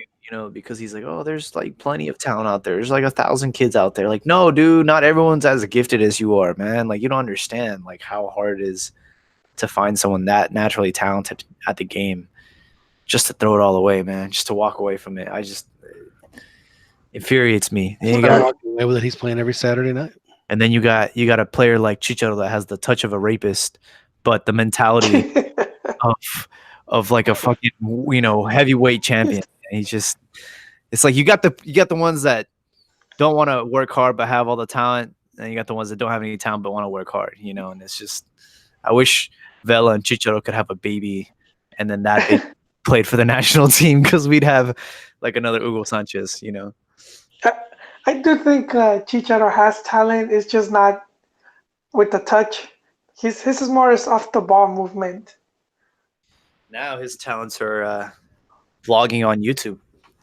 I wouldn't Good say for talent. him. I wouldn't say talent though, man. I don't think it's hitting it. I don't think it's making moves. That vlog of his. He's having a. I think it's flopping. So when Chicharito retires, where will his first TV gig be? Be in Mexico or in the U.S.? TV. I don't think he's gonna be on TV. Oh, are you kidding me? I could see him. I don't know. He's probably gonna like go to LA or something. So the U.S. I know his girlfriend, her wife, or whatever. I'm sure she's like gonna tell him to take an offer in the MLS so they can retire, make a lot of money, and be in Los Angeles or something like that, Miami or some, one of those like cities. She's a model, so I'm sure she's gonna want I thought she was a entertainment reporter. to. No, that was the old one, That was a Spaniard one, right? Lucia. Yeah. Oh, Yeah. shows you how much I care about their brand. Yeah, you should, because it has a huge influence on these dudes' careers, man. They shouldn't though. Unfortunately, they do. Never Look mind. at Bella. Yeah. Look at Bella. His girlfriend is loving it in LA, man. Yeah, what a. That's what. And we're supposed to be mad about that. Yeah, Honestly, I get on him. He said, "Yeah, I'm mad. You know why? you don't hang out with us anymore." He's selfish. He's selfish. I No, want him for myself on the national team. I'm mad because when you had Griezmann and Vela at Real Sociedad, Vela was a better player. And look at the careers that they've had. Look at Griezmann. Now he's playing for Barcelona, World Cup winner. And you're telling me Vela couldn't do something similar to that? Maybe not win a World Cup, but I'm just saying he could have gone to like a bigger club than Sociedad. He didn't want it though. He didn't care. Like he liked. Dude, have you ever likes been to playing- San Sebastian? I mean, It's like one of the coolest places on the planet. Yeah, beachfront property, man. If you made a living there, have a hard time leaving too. Yeah, I mean, Barcelona's not that far. no, yeah, but that's part of it. Where we had this discussion, me and Jaime a few weeks back, and I linked him to it was an article from Batistuta, and he was at Fiorentina, and he had offers to go to bigger teams like Real Madrid and whatnot, and he never cared for it because he said he just didn't want any of that attention. He was happy just doing his thing and living in Fiorentina. Man, And was there more of a clutch guy than Batistuta? Seriously. God. Yeah. He was a little bit of my time, but I do remember. Man, he scored so many just huge goals. That's back when Garcia was Yeah. top of the But, world. but not just for them. I mean, for Argentina too. He got the game winner against Mexico and Ecuador. That one was a tough one. Too soon, bro. He ran over Ramon Ramirez. Yeah, he did. Was that with the quick throwing where Cholo just throws it Yes. in? Yep. And then it's like a runaway truck. And then Ramirez gets up asking for the plates, man. Oh man, they got us there. That's a bit innocent of the Mex team, Yep. Faltó colmillo, but a great game. But it was kind of similar, and you'll have players like that where they just don't care, man. They're talented and they play football, but that's just a means to them Yeah, that's crazy. that provides, but they could care less, man. They could care less if that's just not their passion. Well, then he should have fucking stuck to basketball and not He's not given us tall this- enough. instead of Yeah, instead of giving us this illusion that he was gonna be the chosen one and just to shit all over our dreams, man. Man, I wish I had the lighten up Francis bit because that would be perfect right now. Jeez. Let's pump the brakes on the hate there. Good Lord. I'm gonna light a candle. How about that? It takes more than one, though. I mean, I'm not too bummed when I saw that interview or the news come out when Tata met with Vela, I was like, okay, Vela's done. I just need to get that in my head. He's done with the national team forever. And it's no big deal. I mean, one player, even if he's the greatest in a Mexican team, is not going to make a huge difference. You need more than one. Like Griezmann had more. I mean, he was great. He's got his own Netflix documentary. He does. Vela doesn't. Yeah, you should see it. It's pretty good.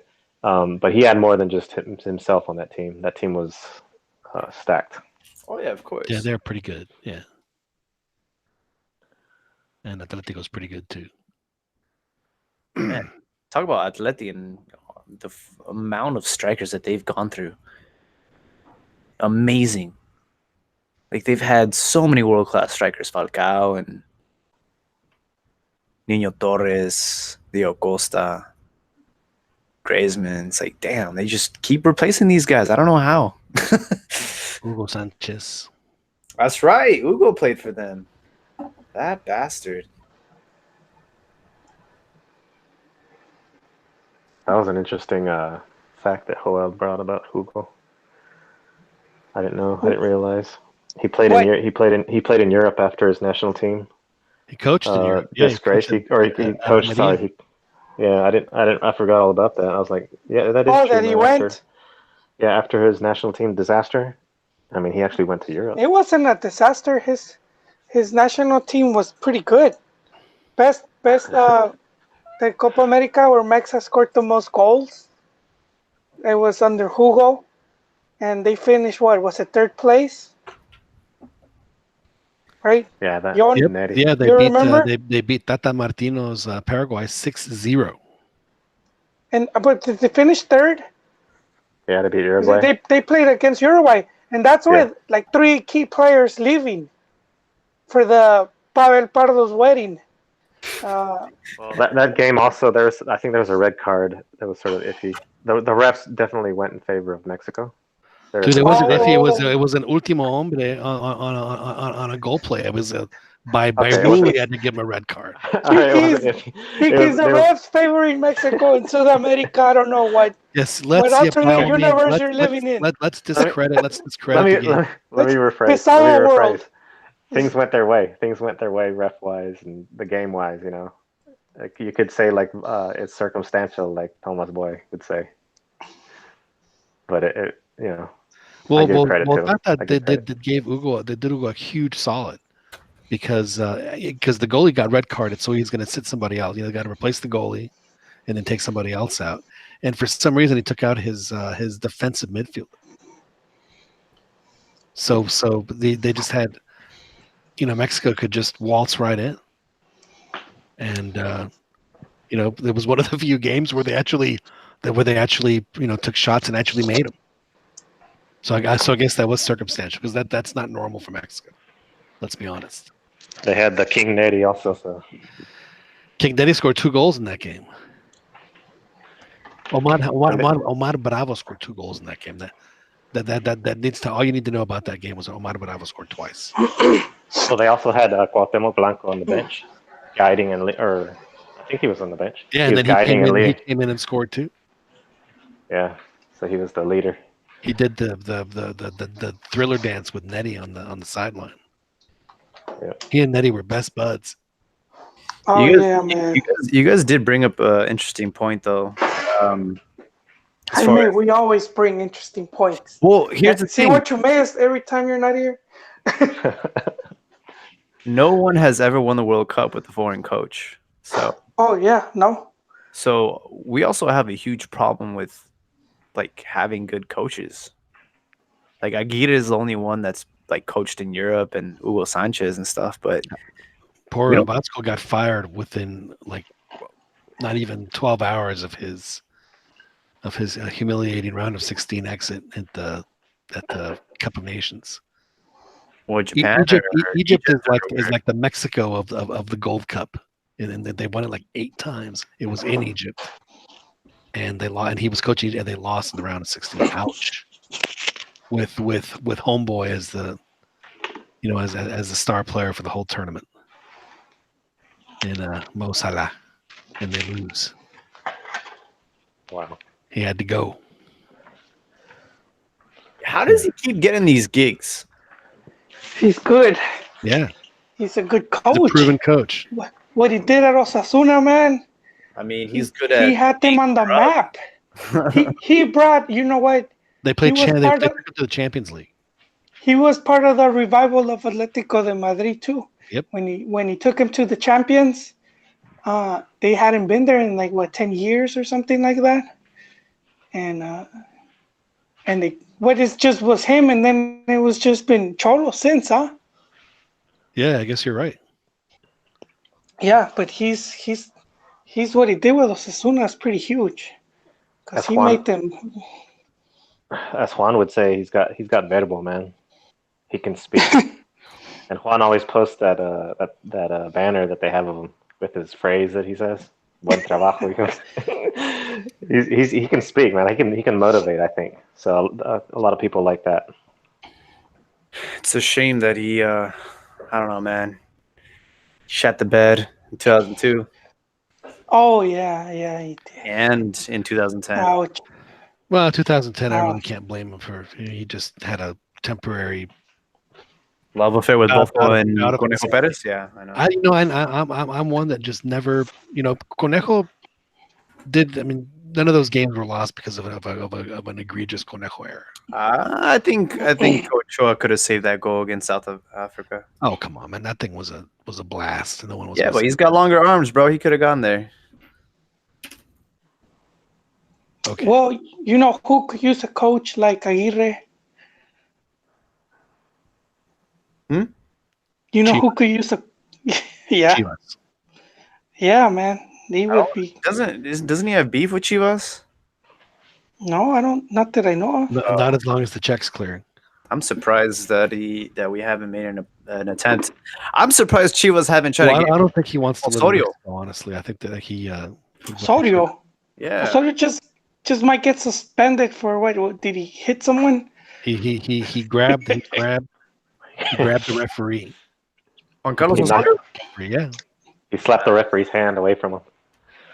I don't see You know the what beef he's with that. you know what he's doing is he's trying to get fired on purpose so he can come and save Chivas because he. Well, gentlemen, but you know what? Vasco played. He retired at Chivas. Didn't he play for America too though?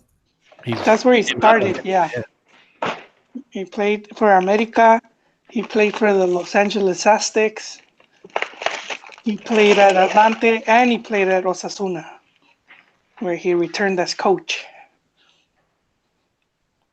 Now we have Peralta kind of doing the same thing. Play for America, now Chivas. It's funny to me that the only player who seemed to get quoted as someone that's showing any kind of leadership after that loss was Oribe, which I thought was how interesting. So he was already calling the players out for playing poorly in the first week. Mm-hmm. Yeah, man, I don't know. You talking Chivas? Well, we might as well circle back to Chivas. Is that what you were saying? You're saying Oribe was calling out Chivas? Oh, okay. Yeah. Yeah, he's a leader, man. He's a baller, and people want to. He's coming into a messed up situation. Yeah, it's coming up to a situation where guys go, well, I don't know who the leader is on this team. Man, circle of life. It's funny that you mentioned that. It's kind of like Chivas are like Lion King, you know. I just watched it, and the whole time I was watching it, last week, I was like, man, this was better in the '90s. That's what Chivas are, bro. They used to be better in the '90s. So you like the 2D, the 2D version of Chivas as opposed to this 3D. The CGI, 4,000 whatever. 4,000K. I don't like this 2019 model. Let's send it back. Let's go back to the beginning. Let's go back to our roots. Now, one thing we didn't. Well, actually, I don't know. I wasn't on the show last week, so I will have to ask y'all. Did y'all do your all's predictions? predictions. We did some predictions, No, we didn't do the whole league like who's champion. gonna win. Yeah. Yeah. No, we Didn't do went. that. We did team by team, like just for jornada uno. We didn't do like a whole who wins, who's top goal scorer and whatnot. I was in Mexico City last week. Chiquis, you know what? You know what shirt I saw the most? The shirt. Yeah. Pumas. Yeah. Oh yeah. They're selling on the left and right. But I mean, It's I mean, old ones, new ones, whatever. Just the shirt I saw the most was Pumas. You know what the second most shirt I saw was? Chivas. Real Madrid. Ah. I mean, dead serious. Yeah. You in And a fancy part of town? The third was America. I wasn't a fancy part of town, but I mean, we went all over. So we went to other places. And that was a fun trip. I got to tell you, going to Mexico City in the summer for folks that live where it's just blazing hot, like Chiquis and I do here in Austin. It was a nice break from the crazy heat. It was like in the highs in the low 70s, and I guess kind of like how it is for you in Hoyle all the time. And lows in the low 60s. It rained every day. Hey, we got earthquakes, man. You know, they have earthquakes down there too. In fact, there was an earthquake while we were there. No, but it was really nice, and yeah. But the team that I saw the most was of jerseys was Puma, Real Madrid, and America. I think I only saw like 3 or 4 America shirts. I saw at least 20 Puma shirts. They're everywhere. Hopefully, they'll get to come out of the woodwork, Chiquis. They did have a nice win against. So like you were in your car, you're at a stop, and the dude that starts spraying your windshield and cleaning it, he's wearing a Puma shirt. No. Those were the America shirts. Those Yeah. Those were the America shirts. Come on. are they using America shirts to wipe the? Actually, I saw more Puma shirts down by the Zócalo than I did anywhere else. And then the Zócalo is, it's a pretty hardcore part of town. So Outside of Chivas America, who's the third most popular team? Is it Cruz Azul? I would probably say Cruz Azul. I think if Pumas was winning more, it would be close, but I think it's Cruz Azul. I heard Atlas have a huge. In Guadalajara. Yeah. Yeah, which is why Grupo Orlegui went in there, and if I think they take off, they might forget about Santos. It's going to be coming after. How many people have taken a bite out of that apple, Hoyle, and only to they haven't find out been the able reality? to. Yeah. Well, yeah. It's like opening the ark. Don't look at it. Actually, That's right. Like see the numbers and see which teams have the biggest following. Like a updated 2019 census. You know. It wouldn't surprise me, honestly, if Tigres jumped to 3rd or 4th at this point. Yeah. I think Rayados and Tigres are climbing up. And they will continue to because they have money. Yeah.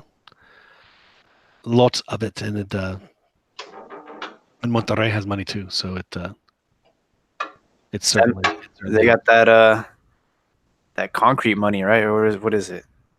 I forgot what's like CentMX, yeah.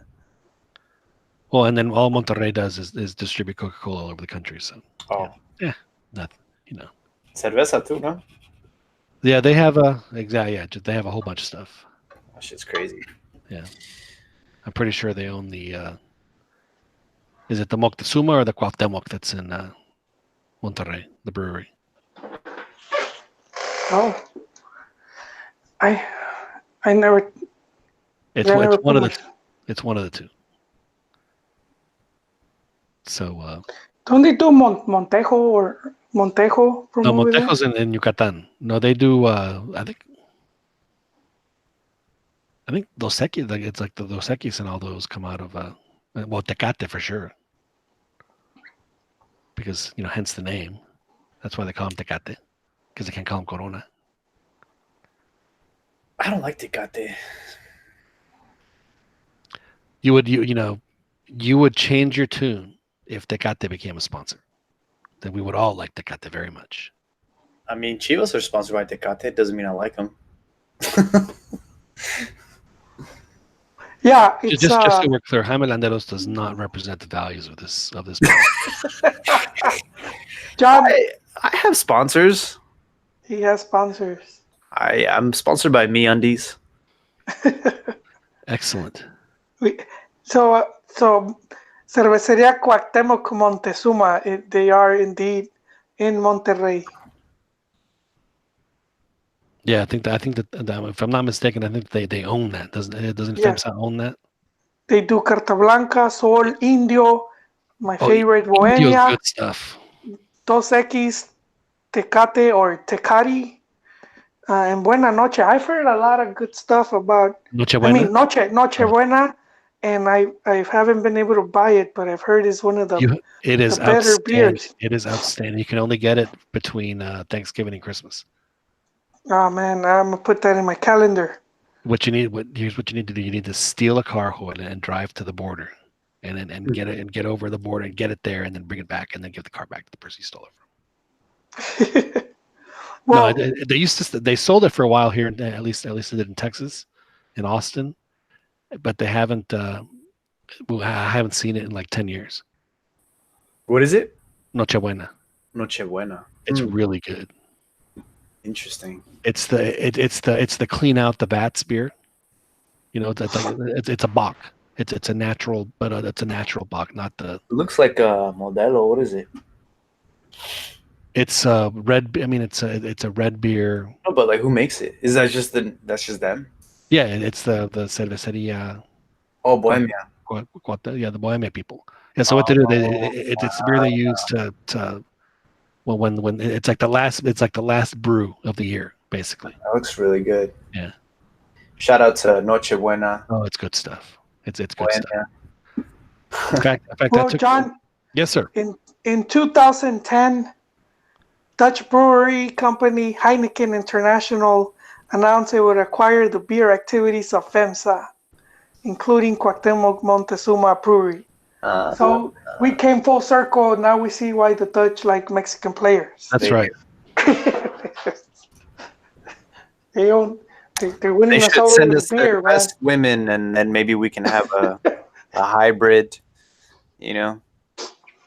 Well, we've had already Dennis to close, but he's not a woman. But I think he married. His wife is Mexican. His kids are. There's a hybrid you're looking for. And then we got Gignac. His kid's gonna play for Mexico. Oh, you know whose kid is getting capped? Sebastián El Loco Abreu. To what? Is he Mexican? Yeah, he was born in Mexico, and and his kids. I think he accepted a call-up already to the under 17. Out of all the clubs that he's played for and still playing for, he's still playing, I think. Yeah, he's still playing for. Thank God that he spread his seed in Mexico. Well, let's hope his kid is half as good. You know, he could be a tronco, el tronco Abreu, and that won't do us any good.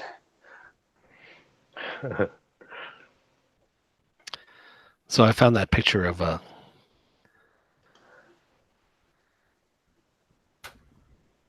Nochebuena I had when I was in PV last time. I brought back memories for John. There it is. All right, you guys can enjoy that. Good stuff. It was good stuff. So predictions then. Let's get back to it. So now this is, I think it's better to do predictions when you've seen teams, because I mean it's hard to make predictions when you haven't seen anybody in the preseason. I mean, really, can you really tell? So now that we've seen some teams play, Joel, what did you say last week, and have you changed your mind? No, I have not, but I would say this. I do agree that I think America is favorites up there with Tigres. I think they're the most highly rated to win it. and I agree with that. And then you have like Monterrey, of course, and let's see how it goes with their new player. If he's able to romperla, he's gonna make him even more dangerous. But my pick was Cruz Azul, Oh wow. the Blue Cross. Yes, yes. And I was telling Chiquis, their wild card, their dark horse is Paul Fernandez. He only played 8 minutes. It's in the first week, but I think that Oh, guy. he's got to get used to the altitude. Yeah, come he's from sea level. yeah, but I think that guy's a beast. I was telling Chiquis, like, if you see his trajectory, he was at Boca Juniors, and from there they sent him to Godoy Cruz. And if you're at Boca, that's sort of like, step backwards. Usually you go from Boca to Europe, not to a lower level Godoy Cruz. But he took that team. He took the team to the top. He was one of their top players. Then they ended up. They finished runner up, and then he goes to Racing, and he wins the league title with Racing. And so now he's at Cruz Azul, and he's one of those players, man. I say if he reminds me of someone, it's Chita Ludueña when he first arrived. That is Good high praise because crossing. Achita came on and set the league on fire. He was outstanding. For He Yeah, was the best player in the league for at least 2 or 3 years. that goes for Yeah. Yeah, he could do it all, man. He had good technique. He was good at crossing the ball. He was free kicks, shooting from outside the box, dribbling, and he reminds me a bit of that. And I think if he could, adapt to like John said, to the altitude, I could see him being like a good that spark plug that Cruz Azul needs. Although I'm disappointed with their strikers. Well, They haven't won me over. is serviceable, but he could certainly play a little better. And do they still have Quemado on the team? Yeah. Is he still there? Seriously? Caterucho Quemado still on the team? They wanted to get rid of him. I don't know if they were able to do it, but I think Cruz Azul also brought in a Paraguayan defender. I need to double check on that. So Cruz Azul is now Joel. If Cruz Azul does win the title, whose reaction would you rather see? Would you rather see more? Would you rather see Lady Cemento? No nos merecemos este equipo y no nos merecen como afición. Or would you rather hear Lady Máquina? Sufriendo cada torneo lo mismo. Oh, sorry. Out of those two, which lady would you like to celebrate Cruz Azul's victory with? I don't know, man. I don't know, but here it is. Yeah, they got a from Paraguay national team player, a defender, and those Paraguayans, man, they're good at defending. I think they did some. Pablo da Silva still playing for Toluca, for God's sake? God damn. Jeez, I don't know, man. How old is that guy? He's in his late 50s. He's older than me, and I'm very old. So okay, all right. So Chiquis, last week, did you make any predictions, Chiquis? No, I got a prediction though. All right. I'm gonna come to the defense of like a ferocious lion of our fellow panelist Ronnie. I'm gonna say America's gonna win, and I'll even say a goal scorer is gonna be Nico Castillo. So that's my predictions for.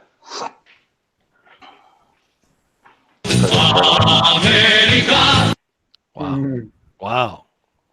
Why do you have to come to the defense to Ron to say that? Because Ron's not here. Because Ron's not here. Well, yeah, but we're not talking bad about Ron, or we're not talking. I know. It's in reference. It's in reference to how he always says he comes to my defense on Twitter and stuff. No, whatever. I mean, I haven't even mistakenly played this yet. El América es una mierda. I mean, I haven't had a good chance to do it. So I mean, there's no reason to. So Chiqui says America. Well, really, way to stick your neck out on that one, Chiquis. America. No, I'm just kidding. I mean, they're a solid team that looks like they've gotten even better, and they certainly are one of the teams to beat. Jaime, I'm not sure if you were on the show last week or not. I would Wow, assume you wasn't were. no. So what is your prediction? Who do you think wins this Christmas time? I didn't watch any LigaMX last week, so I'm just kind of going off of the scores. Looks like Tigres and America are the. Santos then should be the Liga MX champion. I'd be more than fine with that. Losing to the future champions. That's by all means. Chivas is very good at that. Yes. Yeah. I mean, to be honest, I would say it's probably not going to be a repeat season for Tigres. It's very hard to win consecutive titles. And I hate America, so I'm not going to say them. So, what about Leon? Let's go with Leon. Leon. Okay. They had a nice win against their big brother. They got close last year, right? They lost. They lost in the final. Yeah. Yeah. Let's go with them. After a 12 game win streak, not even winless streak, but a win streak. That was like the worst final ever, right? It was like a 0-0 game. It was a Tuca special. Tuca was daring the other team to score, and they didn't. It's what it was what Tuca does. So we have Joel Saint Cruz Azul, we have Chiqui Saint America. Jaime Landero says Leon. I'm going to say Monterrey. I think that it's going to be their time. Don't you always say Monterrey? Pardon me? Don't you always say Monterrey? No, I always say Morelia. Oh, you came close. You came close under Tomás Boy. Yes. Under Tomás Boy. Yeah, I used to when I and to go full circle, they lost to Pumas. They did. They did indeed. It was Pumas' last championship under Memo Vasquez, and then he takes them to the final again in his first year, and come within hitting the post in extra time to winning that, and then they get rid of him the next year. It's like, why on earth are you getting rid of this guy? All he does is take you to the finals. I used to have a running joke when I would write for Big Soccer, when I do like season previews. It's like, how on earth can you preview this, and how on earth can you ever pick any champion in LigaMX? Because the teams were, at least up until like 10 years ago, were actually still pretty even. They didn't have this gigantic disparity of money spenders that we seem to have. And so it was almost impossible to pick a team, because they just always come out of nowhere to. Case in point, like Atlante and then Santos. Santos goes from one season barely being relegated, and then winning the title the very next year when they had Achita Ludueña. It just sounds like, how on earth can you pick? So I always say, I'm just gonna, my standard pick is gonna be Morelia. So they had Achita. See, we keep going full circle. That's right. There's actually a really, if you guys are fans of you think we planned this, John? Yeah, exactly.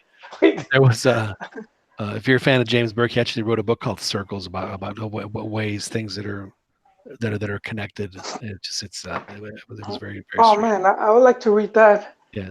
What's the author's name again? James Burke. It's a really good book. I highly recommend it. So yeah, I'm going to say Monterrey. I think that they've come close, and they I don't necessarily think that Pizarro is going to be solid. Although it would be great if he did go to AC Milan. That'd be a great spot for him to be a club like that. Be outstanding. But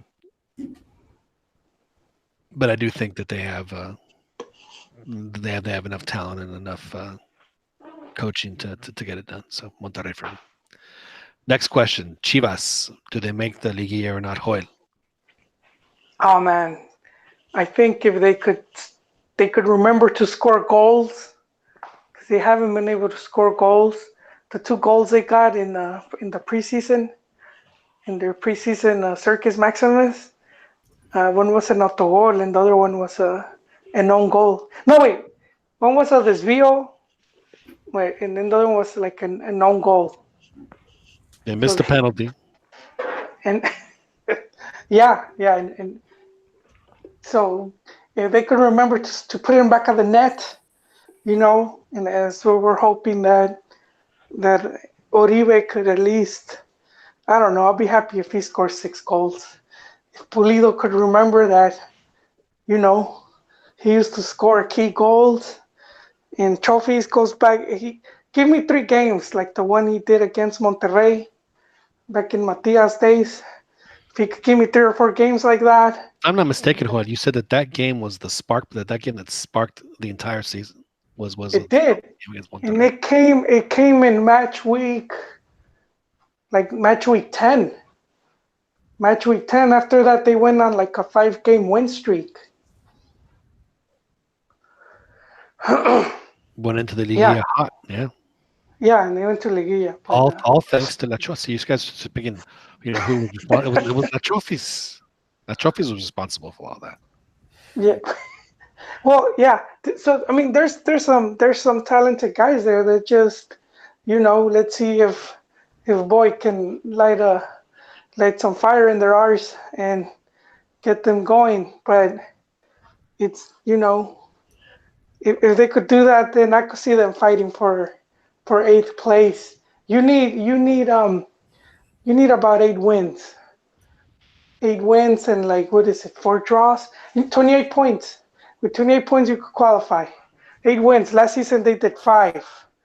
So it's not that, You're asking to win 8 wins out of 17. Yeah. Oh, out of 9. What is it? Jeez, 17. Yeah. I'm thinking of the Pro. So not entirely out of the realm of possibilities. So let me ask. And look, you have some really bad teams right now. Well, not bad, but not that strong. Veracruz is just not. That's gonna be. Last season they were terrible.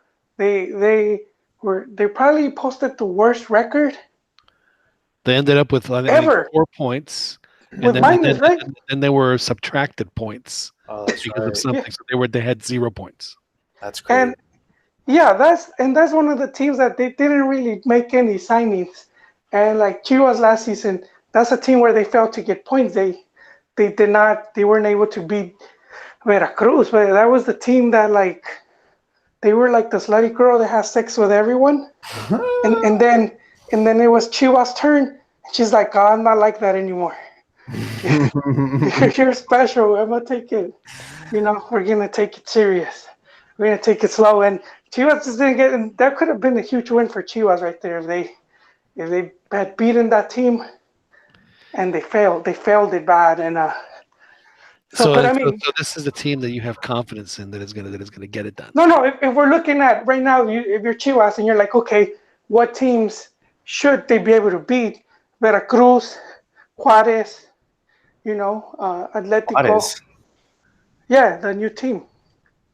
Atletico's. Oh, that's right. Wait, what? Yeah. Who did Juarez buy? Lobos Buap is now Juarez, and Atletico. Oh my God, I forgot about that. Yeah, what a shit show. and Juarez was.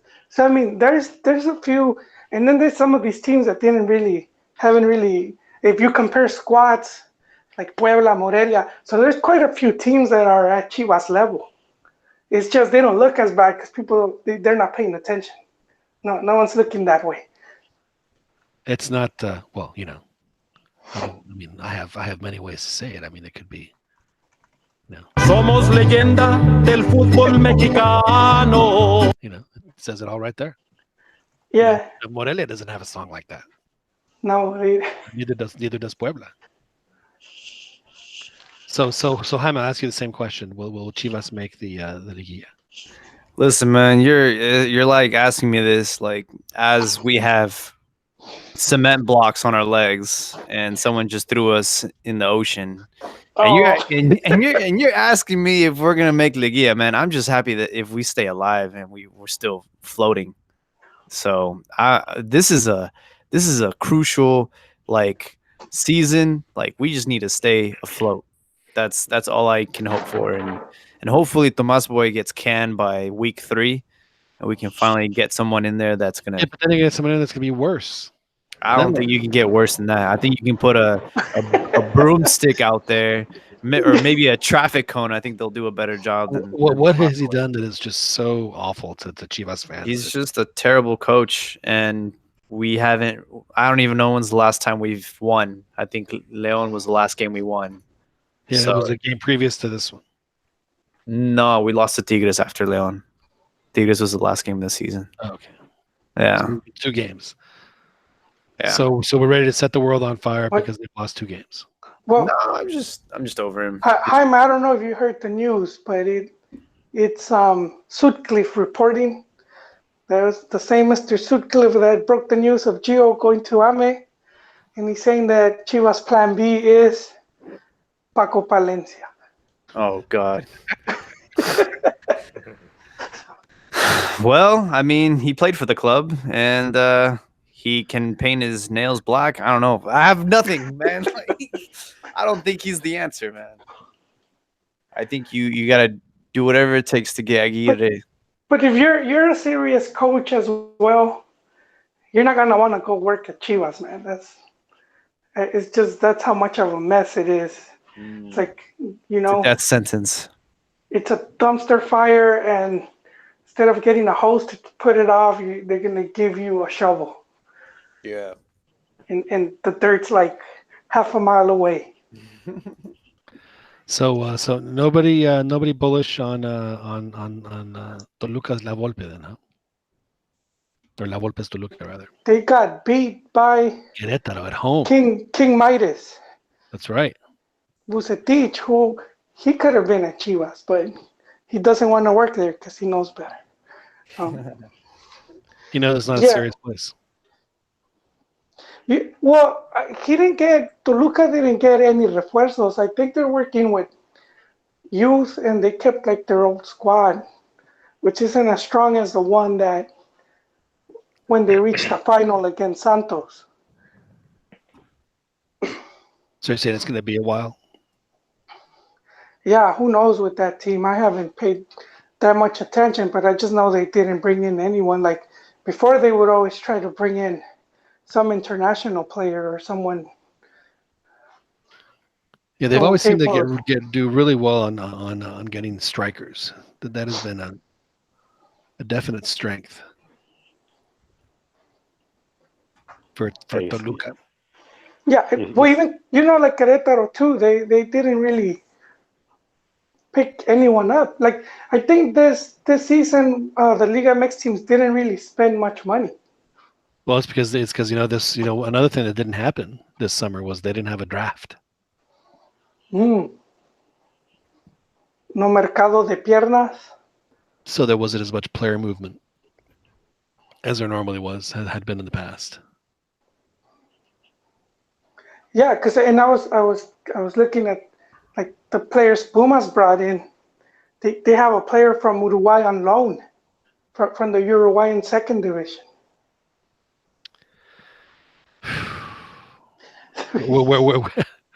Where did they find him?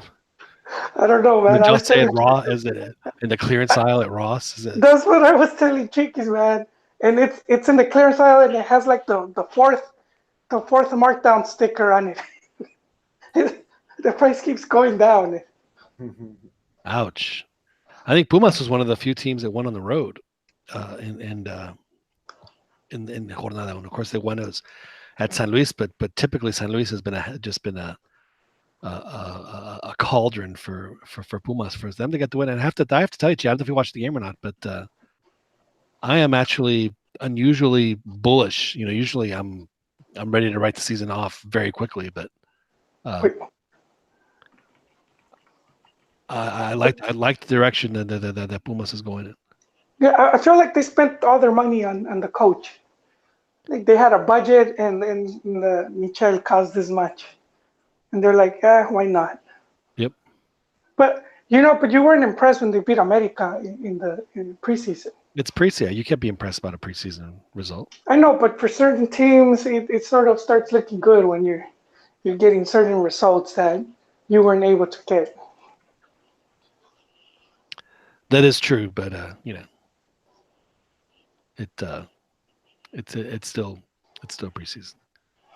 No, but it's good though. I think that we'll know more because they usually when Pumas struggles is that they play really poorly at home, and if they start winning at home, then they I mean, I don't have to tell you, Joel, and everybody else.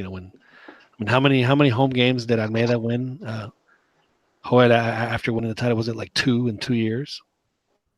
Yeah, it's pretty much. But his last season, he didn't win a single game at home. Ouch. For league. Right. For league. I think the whole Copa MX would have fans they would forget. Yeah, his record was pretty bad the last 2 seasons. Trophies are like little forget-me-not pills for some fans. Hey, you guys didn't ask me my opinion on Chivas making Liguilla. Oh yeah, yeah. I'm actually You've been quiet back there, Chiquis. You gotta just push your way to the front. I'll actually bow down to the greatness of Tomas Boy, man. I think he's gonna take him. You do? I think he's gonna take him to the eighth spot or greater, and he'll be dancing his way to Liguilla, man. Really? He's gonna shut everyone down, man. Really? I think so, man. No, for real. Well, I'm not trolling. I think he can, and I'm hopeful. I'll be rooting for him. Well, he's not getting a fair shake. He came in. Yeah, that's what I don't like. He came in a really bad situation, and the whole telling Higuera saying he's only here for 4 games. He's not a long-term coach. And then they keep him, and then the whole preseason, just how it was scheduled, where the team just traveling all over the place, that just hurt him. And no refuerzos, like they didn't really bring him anyone. They just got whoever they could get on the cheap. So they didn't really bring like players he wanted. So I mean, I do think a lot of the Chivas fans have been a bit too harsh. It's like, I'm not saying it doesn't deserve criticism, but it started at the top, man. Pretty much any coach coming in on that situation will be on a very similar, we'll be getting pretty similar results.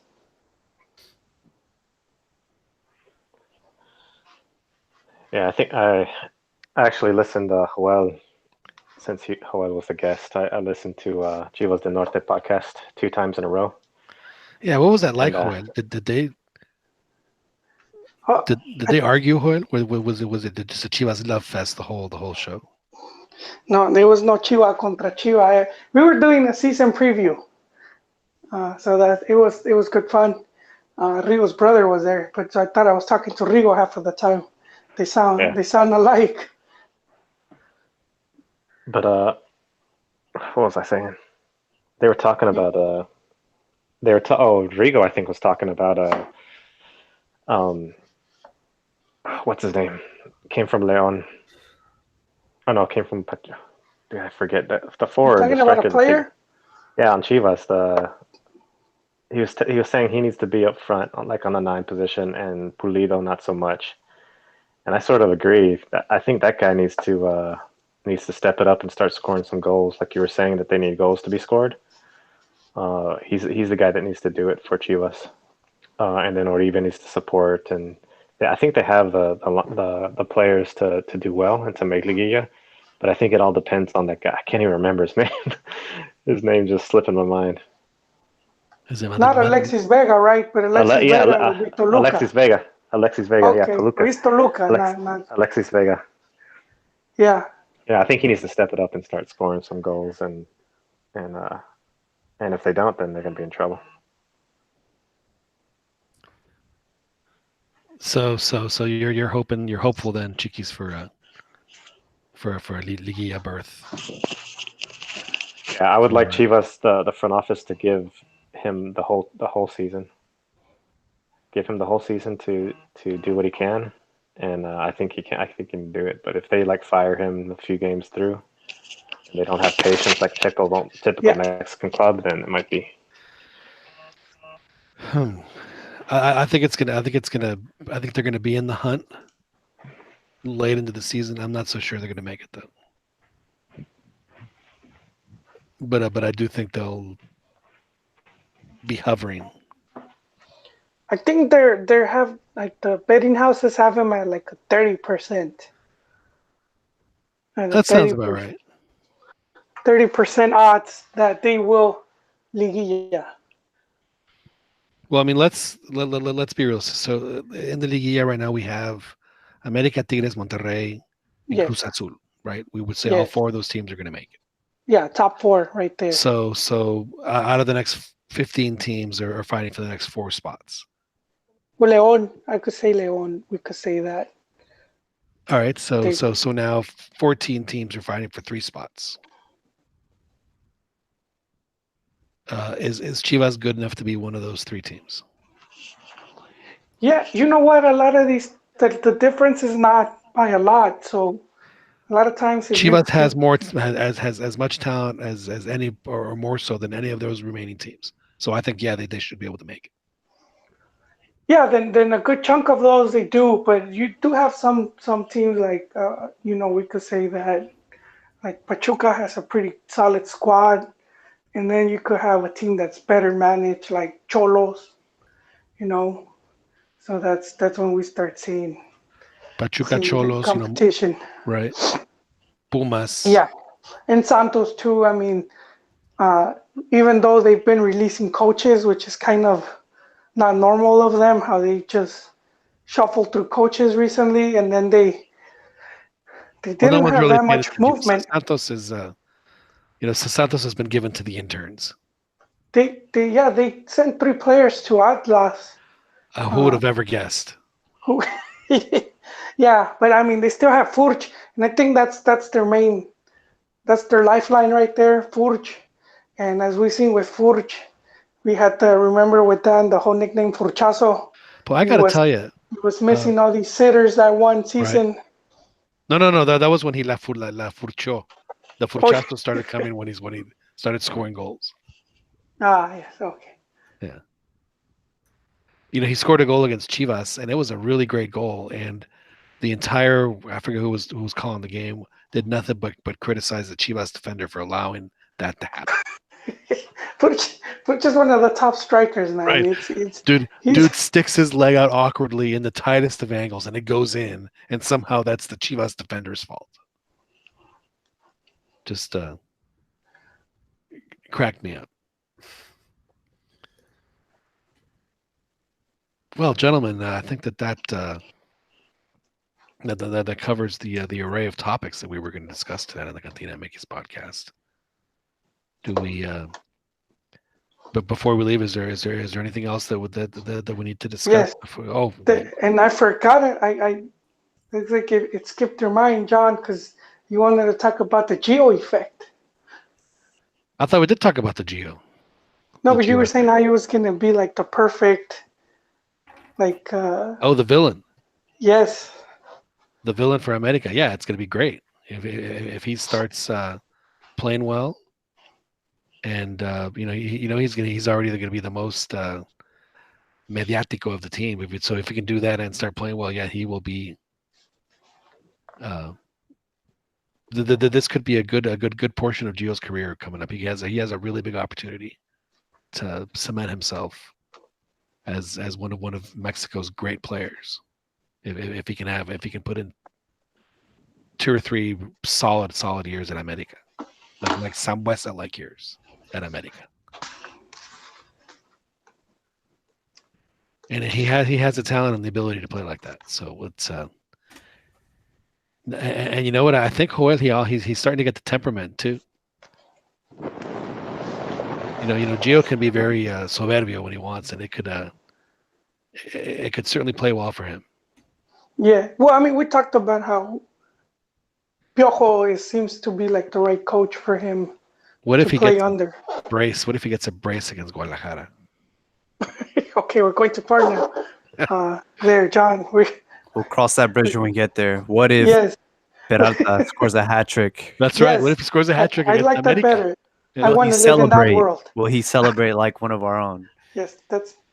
Do you think Oribe would celebrate if he scored against America? I think he do would. think he left kind of pissed. Yeah. He wanted to retire there, and but I could see why they let him go. They had all these strikers. Oh, damn! Do you know they do have a Parchis documentary? Yeah, I know. I've been meaning. Did you see the picture? Joel, did you see the picture they used on the No, movie I poster? didn't. Have you not No. seen it? I think you need to see it, Joel. You need Oh, to see man. You need to see the picture. I know, but there's a Let me Diego see if I documentary. can. Let me see if I can find it for you, Joel. I'm gonna No, see if I that's can find it. okay. That's okay, John. We don't need to see that stuff. There is a Diego Maradona documentary that's coming out. Let me It's see if I by. can find the Parchis thing. I recommend that. Oh, the Maradona documentary. Yes, it's a new one because there's a lot of them out there, but this one is. Is it gonna be on Netflix too? I don't know. It's not there. It's.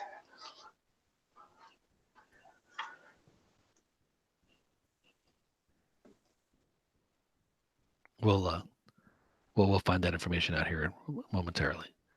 Chickie's, anything else we need to bring up? No, I think we're all good. Yeah. So Chiquis, with Chiquis, does Giovanni Dos Santos have a good year with your America prediction of a championship? I think he'll have an all right year. I was doubtful. There was this one play last night where he made a good cut and a good pass was given to him. He just slightly missed the ball. Could have scored though. So I think he might do okay. Slightly hopeful. Yeah, well, hopefully, as Joel pointed out, Piojo seems to know how to get the most out of him. So Yeah, and if he's already best friends with his enemy, Marche, that's I right. mean, damn. I mean, goddamn. Man, you know damn right they all went out for drinks after that, man. They're like, hey, let's have a beer. Wasted. There is a beer, borracho. There is a bar right across the street from Oh, man. See? BBVA John already Stadium. knows. Yeah. John already knows. You know who we saw getting borrachos? Me and John before a Mexico friendly. Was it the Croatia under 23 team, John? You mean at the Beverly Hilton? Yeah. That's right. We were at the bar having a cold one, and they were right there. That's exactly right. Yeah. The night before the friendly. One thing it's not really soccer related, but I have to share it just because it was just so bizarre that we've had Chickies. Can you believe the last 3 days we've had around here?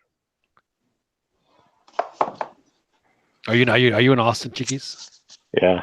What the heat? No, the lack of it. Oh, the lack of it. Yeah. What? Well, I was in Florida 2 days ago. So. Oh, okay. Yeah. So here, it's like the highs have been in the 80s for the last 3 days, and there's like 20% humidity. It's like a November day in Austin. It's just we had 3 days like that. It's just absolutely incredible. When my wife and I paint, we were gonna paint the house at some point. We was like, well, we might as well do it now because it's just the weather's just been outstanding. It's been great. Just a really, wow. Chris, it'll be back to being miserable. Yeah, with the low this morning, Chiquis was like 58. Oh. It's very, very not like normally for us Chiquis is with like 99, 78 for the next 2 months. Yeah, so this was I've been cooped up. I need to go outside tomorrow then. Yeah, it'll be a little better tomorrow, but it's been great. It's been outstanding. Very, very, very nice. I imagine, yeah. So, oh, it's been really hot for us. What's hot for you? Like 78. Mm-hmm. I don't know the numbers. Did you not have to take a jacket? I think it's near hundreds. I think it's near hundreds over there, though. Really? Yeah, I think so. It was like 98 something over here. Oh, Yeah, man. That's a dry heat. That's a little bit. It's not as bad as it is over here. That is true. That It's is all good, man. that It's is very just- true. All right, well, gentlemen, Jaime, before we go on, anything else you need to get off your chest? A few I'm more just- insults for Carlos Vela. I'm just very pessimistic about this season, but hopefully, Chivas can prove me wrong.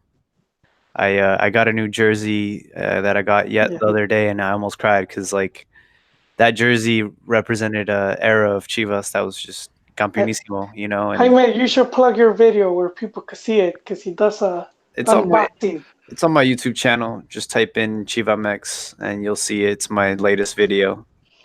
It's an unboxing of a Chivas jersey that Chava Reyes wore when they did Oh, they did that monument for him. Remember he played yeah. against Oh, against Pumas. I thought that was incredibly disrespectful. If I was on Pumas, man, I would have given a planchazo like you wouldn't believe. Just taking them out. I remember that's when Tuca was coaching Pumas, and he got so mad.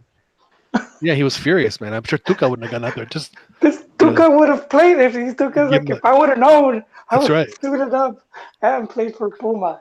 it's like it's like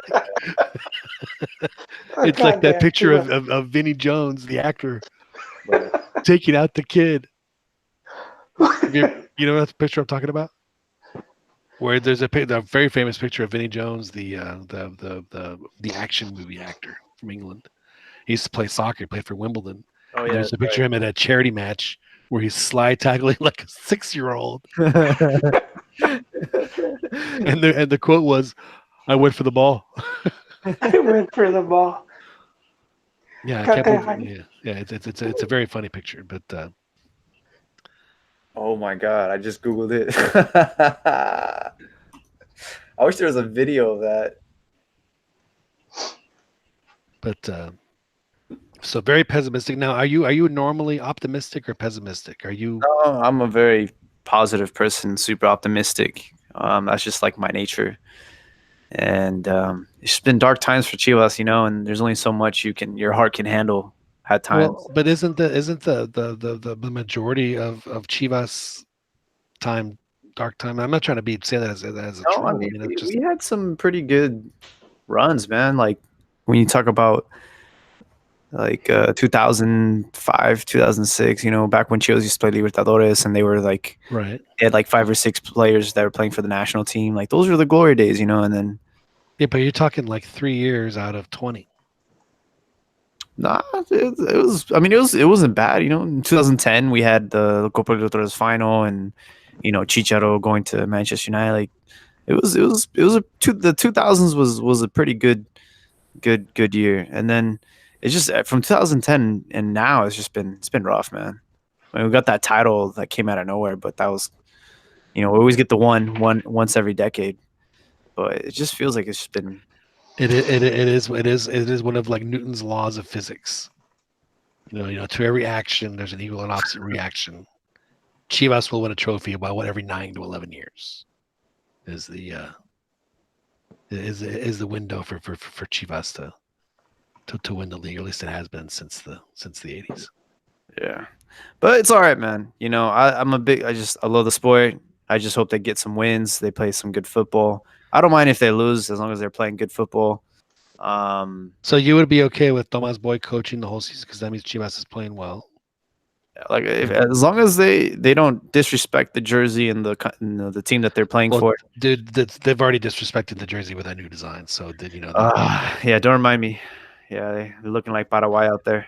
I just, I don't understand. You're an iconic team that wears an iconic uniform. What are you doing messing it up? You mess up the second uniform. Make the second uniform as crazy as you want. Yeah. Do whatever you want to do to it. But I mean, come on, really? It's just red and white stripes and blue shorts, and what they wear like black socks, right? They wear either or white socks, dark blue or white. Yeah, and that's it. What I don't get is like Puma, not Pumas. Puma also recently acquired AC Milan, and AC Milan is not a club that you You Mess around experiment with. with. You don't Right. experiment a classic design like Milan. And Chivas should be also held to that same standard. Yet they're not because it's, I don't know, it's Mexico. And I like the AC Milan jerseys that have the really thin stripes. I think that was just so cool.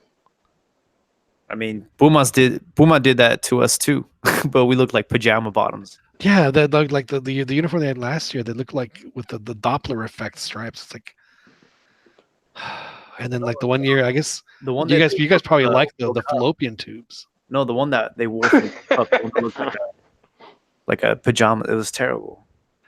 And then they had the one year where like they had the Bimbo sponsor and they had the stripes angled one way before the Bimbo and angled another way. So it looked like Bimbo was a thing that you were really going to focus on that shirt. Like they made Bimbo really stand out on the jersey instead of you know who they are. Just just red and white stripes and blue stripes. How hard is that? Yeah, man. Anyways, I'm out, guys. But Well, Jaime, thank you very much for joining us. I'm sorry that you're having such a rough time with your Chiba. Before you go, Jaime, I do want to just I don't want to leave you on a sour note. So here you go.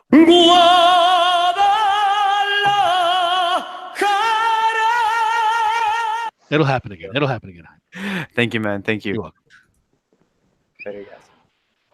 Jaime Later, man. Landero's joining us from Northern California. I got Yes? the name of the documentary for those listening and The Maradona documentary. curious. It's called Diego Maradona, Rebel, Hero, Hustler, God. And he's the director of Senna and Amy. That's amazing because I asked my wife what 4 adjectives best describe me, and that's exactly what she said. It's exact same Yeah. ones. Crazy how that works. Yeah, so this is getting praise, man. This docu is getting good praise. And then where is it available? I'm sorry, what? I think it's in some of the theaters. I don't think It's gonna be like a movie. It is, yeah, and it's from Wow. Capadia. So the guy did Senna in 2010. So I mean, Wow, I like that. That was a great one. That was a really good documentary. Have you ever seen that? No, sir. It's outstanding. It's really good. Well, he's already the documentary is a selection for the Cannes Festival. Oh, really? Yeah, so I mean, we're talking. Have you ever about been to the Cannes Film Festival? No. No. Well, I mean, No, since you live sir, out in Hollywood, I figured maybe Yeah, when you were palling around with Matt and Ben that you guys would go out to Cannes at least once or twice. Yeah. Were you busy that week? Is that why you couldn't make it? Oh, so I got more info. It's gonna stream on HBO in September. Ah, that's where I thought. So Mark it's gonna it be on up. HBO. Mark it up in your calendars. We will remind you, folks, must watch stuff. We always hear in the cantina, we like the whole history of the game. How did And you even feel though about we Maradona? wait, I'm gonna finish my little rant. Go ahead. I'm sorry. Even though we focus mostly on Mexican football, we like to talk about other countries and other teams, and we're gonna go full circle again. Maradona ended up coaching in Mexico twice, so a lot of these things are tied to LigaMX, even when we don't realize it. How did I feel about him Well, as a not only player? that, but he had his best moment as a Yes. professional happened at the Estadio Azteca. 1986 World Cup. That is correct. La mano de Dios and what is considered the greatest goal ever. Like 5 minutes apart, and that was so Maradona. Yeah. No, to me, he is the best player ever. It's hard to judge because there's not like much footage of other players like Garrincha and even like And Puskás. what's this? Yeah, Puskas and then Di Stefano. So it's kind of hard, but like he played in the professional era, so I think that gives him a bit more of an edge. Because if you go far back, it was still a bit amateurish. where players weren't like the fitness levels were nowhere near. Right. Like if you had good ball I mean, control, geez, that's Socrates used to good smoke enough. 2 packs a day. Yeah. And that was going into that was like already what, early 80s. Yeah. Yeah, but Maradona, by the time it was that football had gotten more very professionalized, more. So yeah, to me, but I think what held them back was all that bad influence, and I think they're gonna focus on all that. It's a bit of a tragedy, He ended up getting hooked on drugs and all that. It's very easy. Well, it's obviously they're going to focus on 4 different things. Yeah. Yeah, no, you're right. It's he was he he was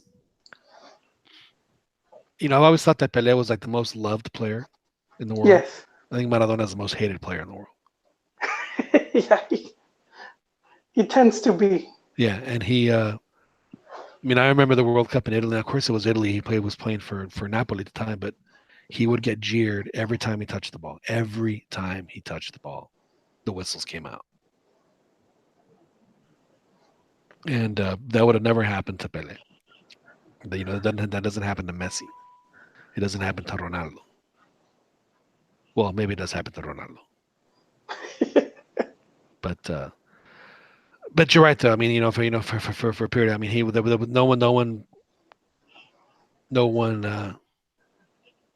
questions his time. He was outstanding. He was outstanding, and he was not my personal favorite player. I will have to admit, I was not a Maradona guy, but yeah, it was hard to argue with how I just didn't like Argentina at the time.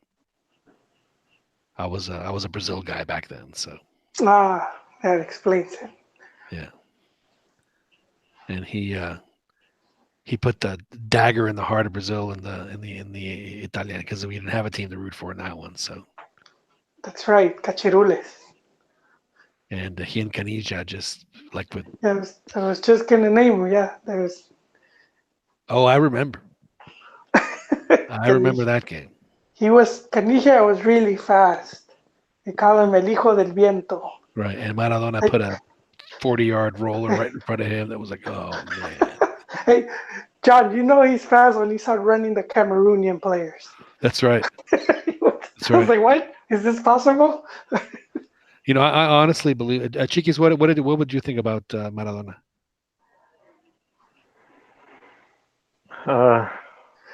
During his playing years, he was awesome. He was getting hacked, and he would still continue on getting hacked left and right. But then hacking back then was so awful. Yeah, and just because he was like a smaller dude and able to withstand it.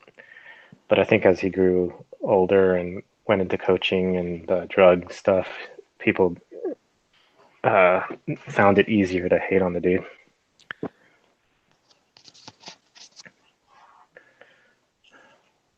But yeah, I loved play. I watched the end of his career, but it was still when he was just awesome to watch.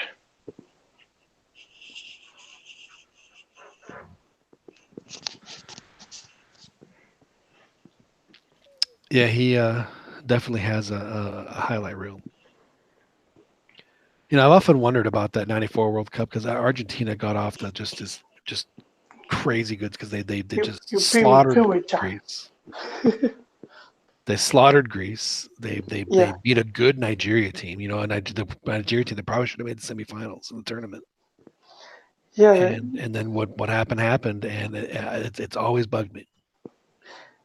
Yeah, just really quick, Nigeria, because Nigeria, that's when, the Eagles, what they call the Super Eagles? Yeah, that was their first World Cup.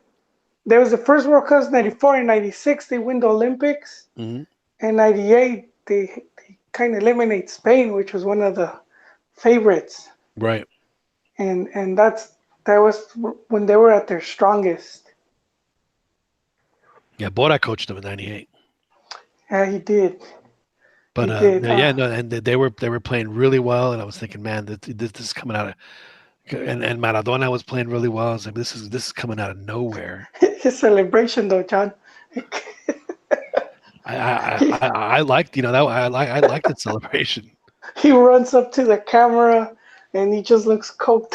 He looks coked. He looks like possessed, man. He looks and they selected him for the drug testing. But it's still controversial because they were saying that it wasn't like he was taking anything that was gonna, you know, not like he was taking steroids, right? Right. He's taking a cold medicine. He was taking a cold, and yeah, I do think right there, Avalanche. I do think Joao Avalanche kind of could have pulled strings to get him booted out because he was not. He had been suspended, so I think I'm not sure if he missed a good chunk or didn't even play qualifiers because Argentina. That's when Colombia ripped him a new one in Right. Buenos They beat him Aires. 5-1. Yeah. And if they had scored one more goal, they would have not qualified. And then they even struggled to beat, I think it was Australia, to get into the World Cup. You're right. And They then, only won 1-0 though. Out of 2 legs, they won a 1-0 game, and that was it. yeah, and those were like games without Maradona, and he had been suspended. I don't know Yeah. for what, can't remember, but Right. he For 2 years, returns he was and suspended, I think. yeah, but like you said, when he returned, that was like a whole different team, and they had Redondo, who was, he was a Oh man, really they good had player, man. Redondo, they had Aymar. I mean, just go down the Yeah, list. Batistuta. Yeah, they're just their team was just so good. It was like, man, and then he, in the very first game against Greece, I mean, they scored 3 goals in 10 minutes or whatever. They just destroyed the Greeks, just wiped them out. And it was because of Maradona. I mean, man, I remember against Nigeria. You're talking about the Inocentes. There's a free kick that the Nigerian commits against an Argentine player. I mean, it may have even been Maradona. And so the Nigerians are kind of getting ready to they're kind of walking down to start the wall, and Canija is just yelling at Maradona because there's a guy keeping him on side talking to the goal. He's like, Diego, Diego, and Maradona just passes it to him, and Canija gets it and scores. And I was like, man, they're gonna do a lot of damage in this tournament. And yeah, that happened, and it was oof. It was a real shame because that would have been a really, really, really entertaining World Cup to have Maradona in the knockouts. Yeah, and once he got suspended, it's like the whole life came out of that Argentina team, and they lost their next 2 games. Yeah, because that had Argentina won the group, which I think they would have easily. They would have beaten Bulgaria, or they played Bulgaria. Bulgaria won, which sent them to play Mexico. Because remember when Bulgaria lost to Nigeria 3-0, so they had to win, and then they beat Greece. Oh God, they were like, what, Hoy? That was the group that 3 teams had 6 points, Damn. but Nigeria had the worst goal differential. And Mexico's team, they all had 4 points. Yes, but Mexico had the best goal differential, so that's why they won the group, and they had the most accessible round of 16 match they could ever have in their lives, Bulgaria. And then that's Hugo Sanchez standing there. Oh man. Ouch. Coaches, Yeah, I just don't get it. we might never know what happened, John. Risto Stoichkov knew what was going to happen. So did the whole Bulgarian team. They were, you've heard that, right? They were scared to death, those guys. Yeah, I saw it because Stoichkov, I think he still works for Univision. Right. And it was when he first started. Well, that's when I heard it. He first started and he was talking about, I think they asked him, and he said that when they saw Hugo warming up, that his teammates were scared and he had to keep, it's like, hey man, concentrate on the match. He's not in yet. Don't pay attention to it. We'll worry about that later. And then he said, and to their surprise, he never came on. Unbelievable. You could take them out of their game that badly just by warming up, and they didn't use it. Yeah, and I think that's part of it. Like with Mexico, a lot of times where they sort of like we've talked about the dark arts and some of these like innocent, this colmillo with how small things like that can mess with your psyche. Sort of like with what's it Bengal did to Costa Rica. Right. He saves the last cambio for his goalkeeper expert. And I do think a big part of that was just to mess with them psychologically, and it helped. It worked. Have you seen the video where remember when he was walking back and forth in the Área Chica to the corners? No. Yeah, so that goalie, when he comes in, he does that. And he either goes to the left one or the right one before he goes back to the middle. And that side of the goal was the exact side of the goal that the Costa Rica team, the players kicked at and the penalties. Oh man, Isn't that hilarious? that's crazy. Yeah, but it's these small things sometimes that can make a difference. Just little things that psych another team out. Indeed. Well, gentlemen, we've been on for a while, so it's probably a good time. Yes, we have. But it's been good though. It was a good show. I was apologize for not being on last week, but I was having a good time. It was a great trip. It was a lot of fun to be down in Mexico City and see some old friends for the first time in a long time. So, and the city was very well behaved. It was a lot of fun, man. Oh, the tacos were so good, Joel. Chiquis, I just makes me want to cry. Now, I didn't torment y'all because we get tacos around here all the time, in at least the parts of the world where we live in. But my sister, on the other hand, lives up in Dallas where she can get tacos, but she just refuses to get them. And she says, they're just she's told me many times they just don't taste the same.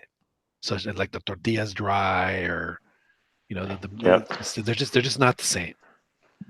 Well, these were the real deal. So I was sitting there.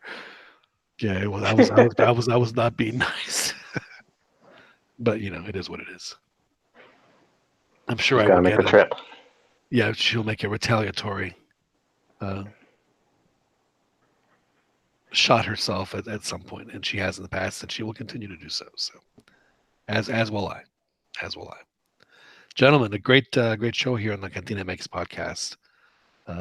Thank you very much, Joel, for joining us, Chiquis. Oh, always a pleasure, Yon. Always fun. And for Jaime Landeros and Joel Aceves and Albert Campa, my name is John Jagu. Thank you all very much for listening. We are available to y'all on a variety of podcast platforms. You can download us on whichever one of those you choose. So thank you very much for listening, and we will talk to you guys again next week.